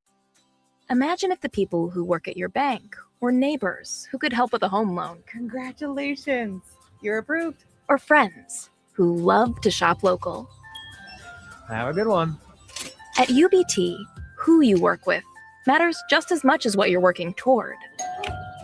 Hey, thanks for helping. That's why your money has more than a banker. It has people.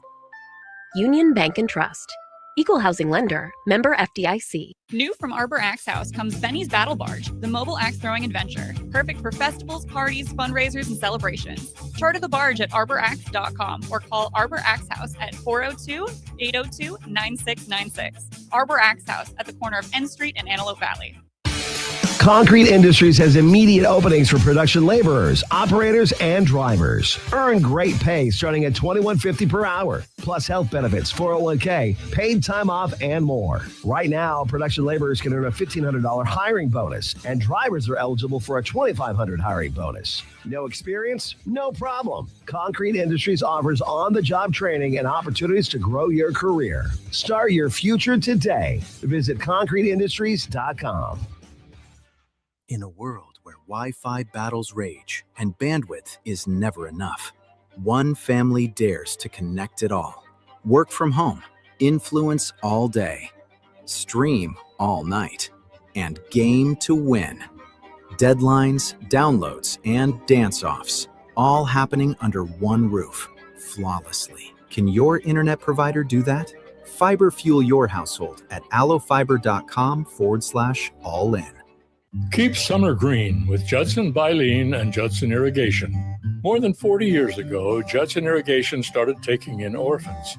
Lawn sprinkler systems installed by a quickie, cheapy summer job, install 'em and forget 'em outfit long forgotten.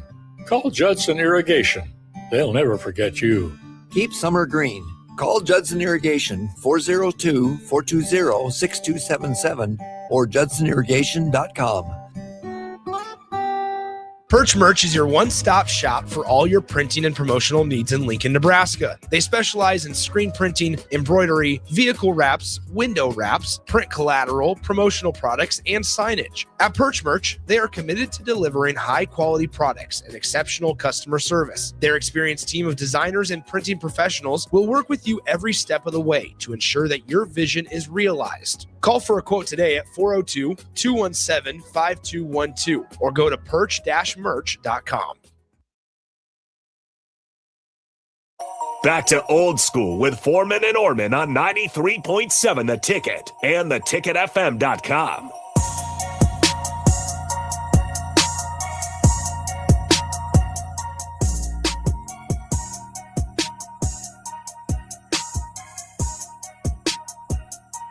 Welcome back in to Old School, hour 3 of the show. Got about 20 minutes or Y'all so need to come left. save Austin Orman.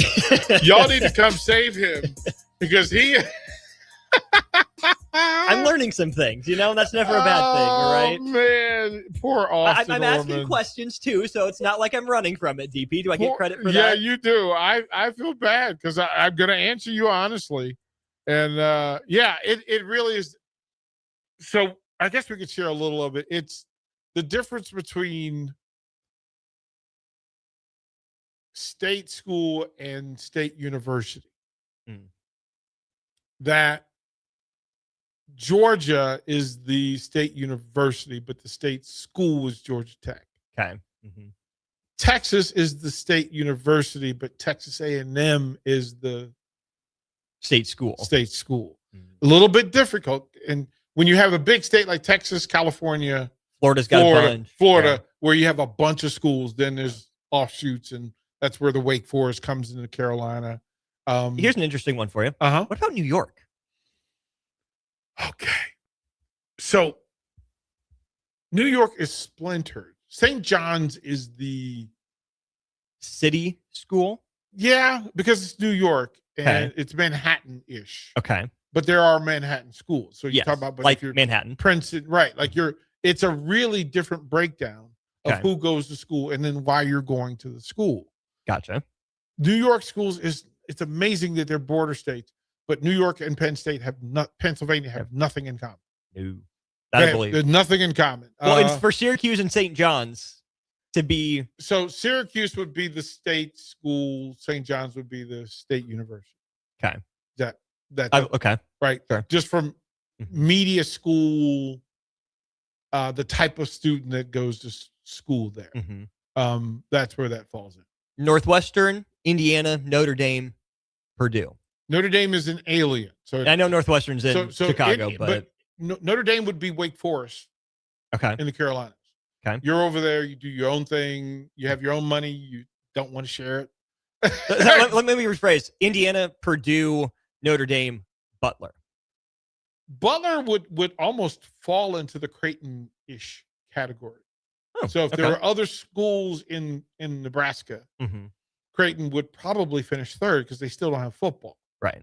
Right? So Butler falls in that category of specialty school that does not have the thing. It's like VCU in Virginia. It doesn't have football. So you lose out on some of the prestige and relationship. Indiana's the state university. I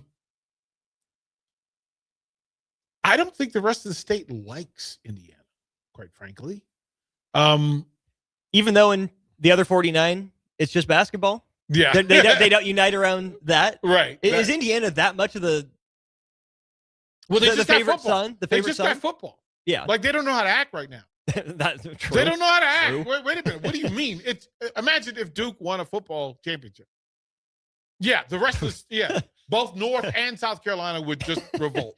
Like they wouldn't know how to handle it. And it's almost as if Nebraska won in basketball. Creighton would just go, well, but that's our thing. No, not anymore. Like not anymore. Like that, fall in line. You're like, you're not even good at that. Right. Or it's not that you're not good. You're not as good. And that's almost more important. You're just not us. And it's okay. Just make peace with that over in your city. Yeah, it's okay over there. But over here, we do state university things. So how would you break that down then for Nebraska? Nebraska State University and school? Does Nebraska get both?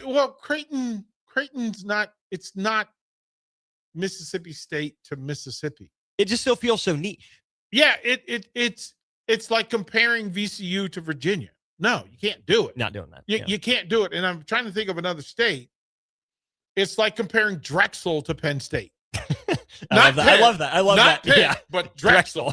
Right? I love that. Right? Like you just go, not really. Okay. That's not really what we're doing. So St. Francis to St. John's. They're not. They're just not the same. That whole Northeast corridor with the Ivies just gets so fascinating. To me, not being from there, not knowing a bunch about it. Because I think about like with Massachusetts, like UMass or Boston College. But there's so much more going on beyond those two that you can't stop it. But they flip it. UMass is the state university. Boston College is the state school. Okay. And it becomes the thing, right? Like where the best of the normals go to Boston College. Does that make sense? Yes. Yeah. Right? The elites go to UMass because, I don't really want to deal with y'all. But interesting. But the best UMass over the Ivies in the best area? of the Ivies are the Ivies. The Ivies have their own pecking order, and they don't care about anybody else and what they're doing. The Ivies, wherever they are, and it's like the Ivies are the same as historically black colleges or university. Okay. Howard doesn't think that it's a part, like it doesn't even consider Georgetown, even though they're right down the street. Oh, Georgetown. Yeah, you'll be a great doctor, but it's not like you're going to Howard Medical. Like it's a different Howard law is different than Georgetown law. Different people go there for the degree. Gotcha. And they get different. There's a different frat and black frat. There's a difference between those. If you talk about colleges in Alabama, you talk about Spelman. Spelman wouldn't turn over nothing for any other state university. They think it's all about them. We don't care what y'all are doing. Spelman College is the thing. It's the thing. And it's Black Ivy League. And they really don't care what the other folks are doing. Is the closest equivalent to Nebraska, Creighton, Wisconsin, Marquette? I don't even know what the third school in Wisconsin is. Would you go with like a UW Green Bay? Ew. Milwaukee? Ew. Like I know somebody who played ball at University of Wisconsin, Milwaukee. And I would think that they're like Kearney. Like that's how much space. Gotcha. So yeah, probably Wisconsin and Marquette. Minnesota's kind of weird because it's such a hockey thing that like Minnesota carries so much. They have St. Thomas, I guess. They have, but that's part of their problem. Stuff. That's part of like when you get to those. Well, and half of your state is uninhabitable, right? Like see Nebraska, right? And who's coming from there? Like we don't really trust you, right? Right? Like if somebody comes to like there's parts of the state where if they come to Omaha or Lincoln, you go, I don't know how you're gonna do. You keep an eye on you. I don't know how you're gonna do. Like if we're living together, if you got a roommate from certain parts of the state, you go, okay. Like you're gonna call your mom and dad. Mom, dad, I got somebody from Medina. I don't know. But I let you say that. I don't know. But Right. Let's work our way through the upper Midwest Great Lakes. North Dakota State. Oh man, they don't. Well, North Dakota State. That's the state and university. Like that's Okay. a fair split. Okay. South Dakota State. Same thing. That's a fair split. Iowa State. Same split. Kansas State. Yes. There are people who get into Kansas State who really wouldn't try to get into Kansas. Here's maybe another Nebraska-Creighton comparison. Missouri and St. Louis with UMKC as Kearney. Potentially. Missouri, Not set that's on part it, of, again, when you don't have that natural rival and competitor on your level, that's part of the problem with Missouri. Sure. Like you have to think, okay, you're competing on the border with some border states, but within the state, it's Mizzou. And everybody else doesn't really matter. Yeah. Like it's a real thing. So Mizzou's one of those states. I'm trying to think of who else would fall into that. Kansas State. Yeah, they're state and university. Yeah. Like that's Oklahoma State feels kind of Virginia Tech-ish to me. Absolutely. Okay. Oklahoma State is Virginia Tech. Okay. Like they're equal in that space. New Mexico State, same. Arizona State. Yes. Okay. Absolutely. Both. I mean, Oregon State, Washington State. Absolutely. Yep. Yeah, absolutely. Trying to think of where, because South Carolina and Clemson, absolutely. But their Wake Forest is Citadel, so you have that space. Yeah. Georgia falls into that. Florida, again, you're all over the place. LSU versus Lafayette versus Tulane. LSU versus Tulane. Tulane is Creighton. And then everybody else, you have all the Kearney type programs around the state of Louisiana. Yeah. And then Grambling and Southern don't really pay attention to LSU. They'd like to have their money and the size. But if you've never been to Grambling University, you could miss it. Gotcha. And they think, I mean, again, you think of the history, you could miss it. Gotcha. You could drive right by it. Let's go ahead and take a break on that. We'll be back to wrap up Old School briefly after this. Hi, Charlie Stone again, and Andy Goodyear with Honda of Lincoln will be joining me shortly to talk about a milestone accomplishment at Honda of Lincoln. But before I talk to Andy, I'd like to add a comment of my own. I know you have a lot of choices when buying a new or pre-owned vehicle. It was just announced that Honda of Lincoln is once again the winner for the Lincoln's Choice Award for new car dealers. It's not easy to win that award because it's all based on the highest level of customer satisfaction. I think Honda of Lincoln really is your best choice. Now let's talk to Andy. Thanks, Charlie, and thanks for your kind words. Andy, tell us what it takes to win an award like this. Will do, Charlie. It's about being customer focused. Our sales and service team have been with us for a long time, and every day, all they focus on is 100% customer satisfaction. It's really that simple. Maybe it's time you experience the best. The Honda of Lincoln way of doing business. 27th and Yankee Hill Road or online at hondaoflincoln.com. If you're seeking a career with a growing company, Gaina Trucking and Excavating is hiring and looking for additions to their team. Gaina Trucking has a strong team culture, competitive pay, 401ks, and benefits like health, dental, and vision. Drivers are guaranteed 40 hours per week, even in the winter months, and are home every night. Start your career today at Gaina Trucking and Excavating. Apply today at GainaTrucking.com.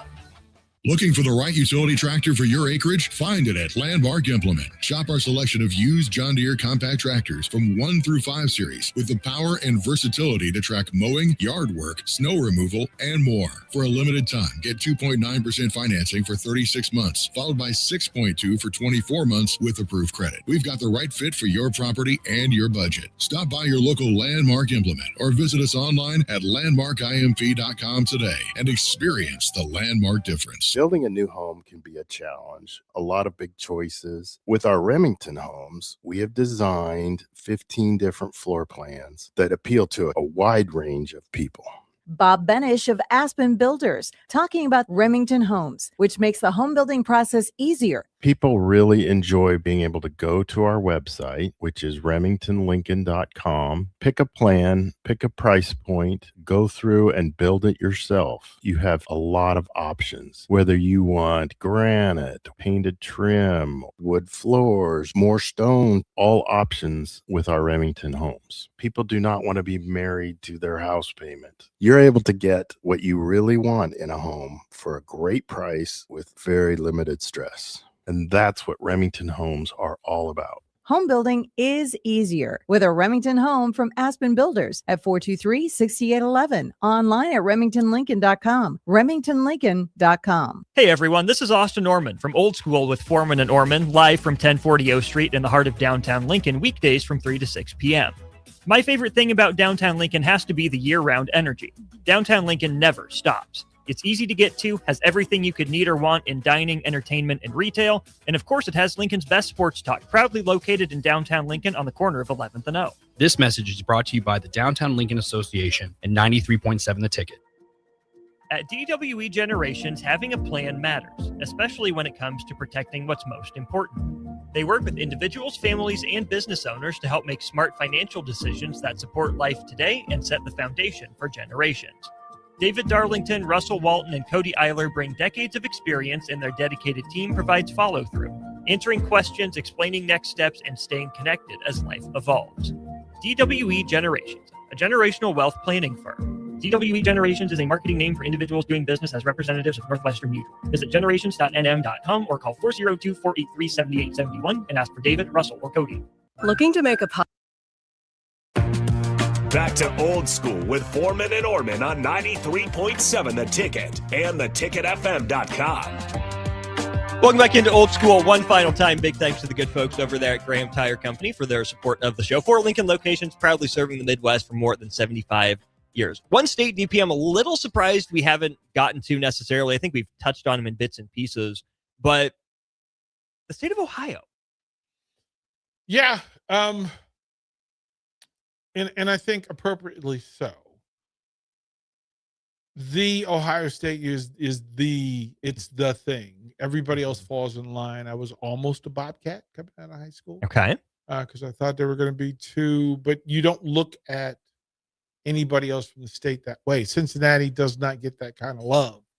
But I would consider Cincinnati the other in Ohio. Over Xavier, over Dayton, over the Bobcats. Xavier is Wake Forest. They separate. Listen, if you end up at those other schools, it was on purpose. It was on purpose. You didn't randomly go, okay, I'm going to choose. No, you chose. Is there any overlap between Pitt and Penn State, given that they're separated by so much? Different universes, different entire universe, different creatures. Gotcha. Penn State is in Happy Valley, and it's its own thing. Pitt was the iron worker. It was the tough guy. It was the, these were the fighters. Penn State were the farm boys. So that's how you would divide the state accordingly. If your dad worked in steel in a steel mill, you went to Pitt. Makes sense. Yep. Farmers, you went to Penn State. Well, we have a couple minutes here. Who is most to blame, or who gets the most credit for NBA Finals Game 4? The most credit is OG, and I do want to shout out Brunson for battling along. I mean, he had 33, and nobody talks about it. Right. And was clutch. Plus, you had Alvarado off the bench. He was a spark. Robinson gave you nuisance minutes, which is what was required. The blame, and I'm going to go in a different direction here. The officials, they lost control. 23 free throws by the Knicks in the first half. Yeah. And then down the stretch, right. And then down the stretch, it just took a lot of weird, hey, this is a foul, this isn't. What do you do in confined space? Well, the Castle one along the baseline where he never stepped out. The last 2-minute report says he was impeded, which implies a foul, but they call him out of bounds on the floor and don't overturn it. It was a bunch. Well, he kept playing, and if you watch his next step, he steps out of bounds. But it wasn't where they said he stepped out of bounds. Yeah. And it impacted the game. Yeah. So, but I mean, listen, I would think that he has a great Saturday. He had a tough night. You can't make those decisions that you make. Yeah. Like everybody's called out his name. I don't think it's necessary. He had a really tough night, and I think he bounces back and has a great night Saturday. I'm here for it. I'm rooting for him. Because the Spurs can convince themselves they should have swept this series. The Knicks can convince themselves they should have swept this series. And that's why it's a series. It really is an accumulation of moments up and down, and then who can finish games. If you can finish games, you win. It's the toughest thing to do in all of sports. That it is. Well, that's old school for you, folks. Appreciate everyone for tuning in as I get the out music queued up here officially. DP, appreciate you sitting in. Thank you. I do want to. Can we yell at Florida? Yes. Why now? $1.45 billion to fix the swamp. $1.45 billion to renovate the swamp. It's called the swamp. $1.45 billion. But you don't have. Listen, if your NIL, if your revenue share is not off the table, off the charts, what are you doing? We got to get smarter, man. We got to $1.45 billion. $1.45 billion. That's 1.3 times Nebraska's. When I tell you, people running things don't always have the answers. Man. All right. Well, let's yell at Florida tomorrow. And they'll be listening from home. They're not in the CWS. Where we will see you from tomorrow up at Blur Events. We'll talk to you then.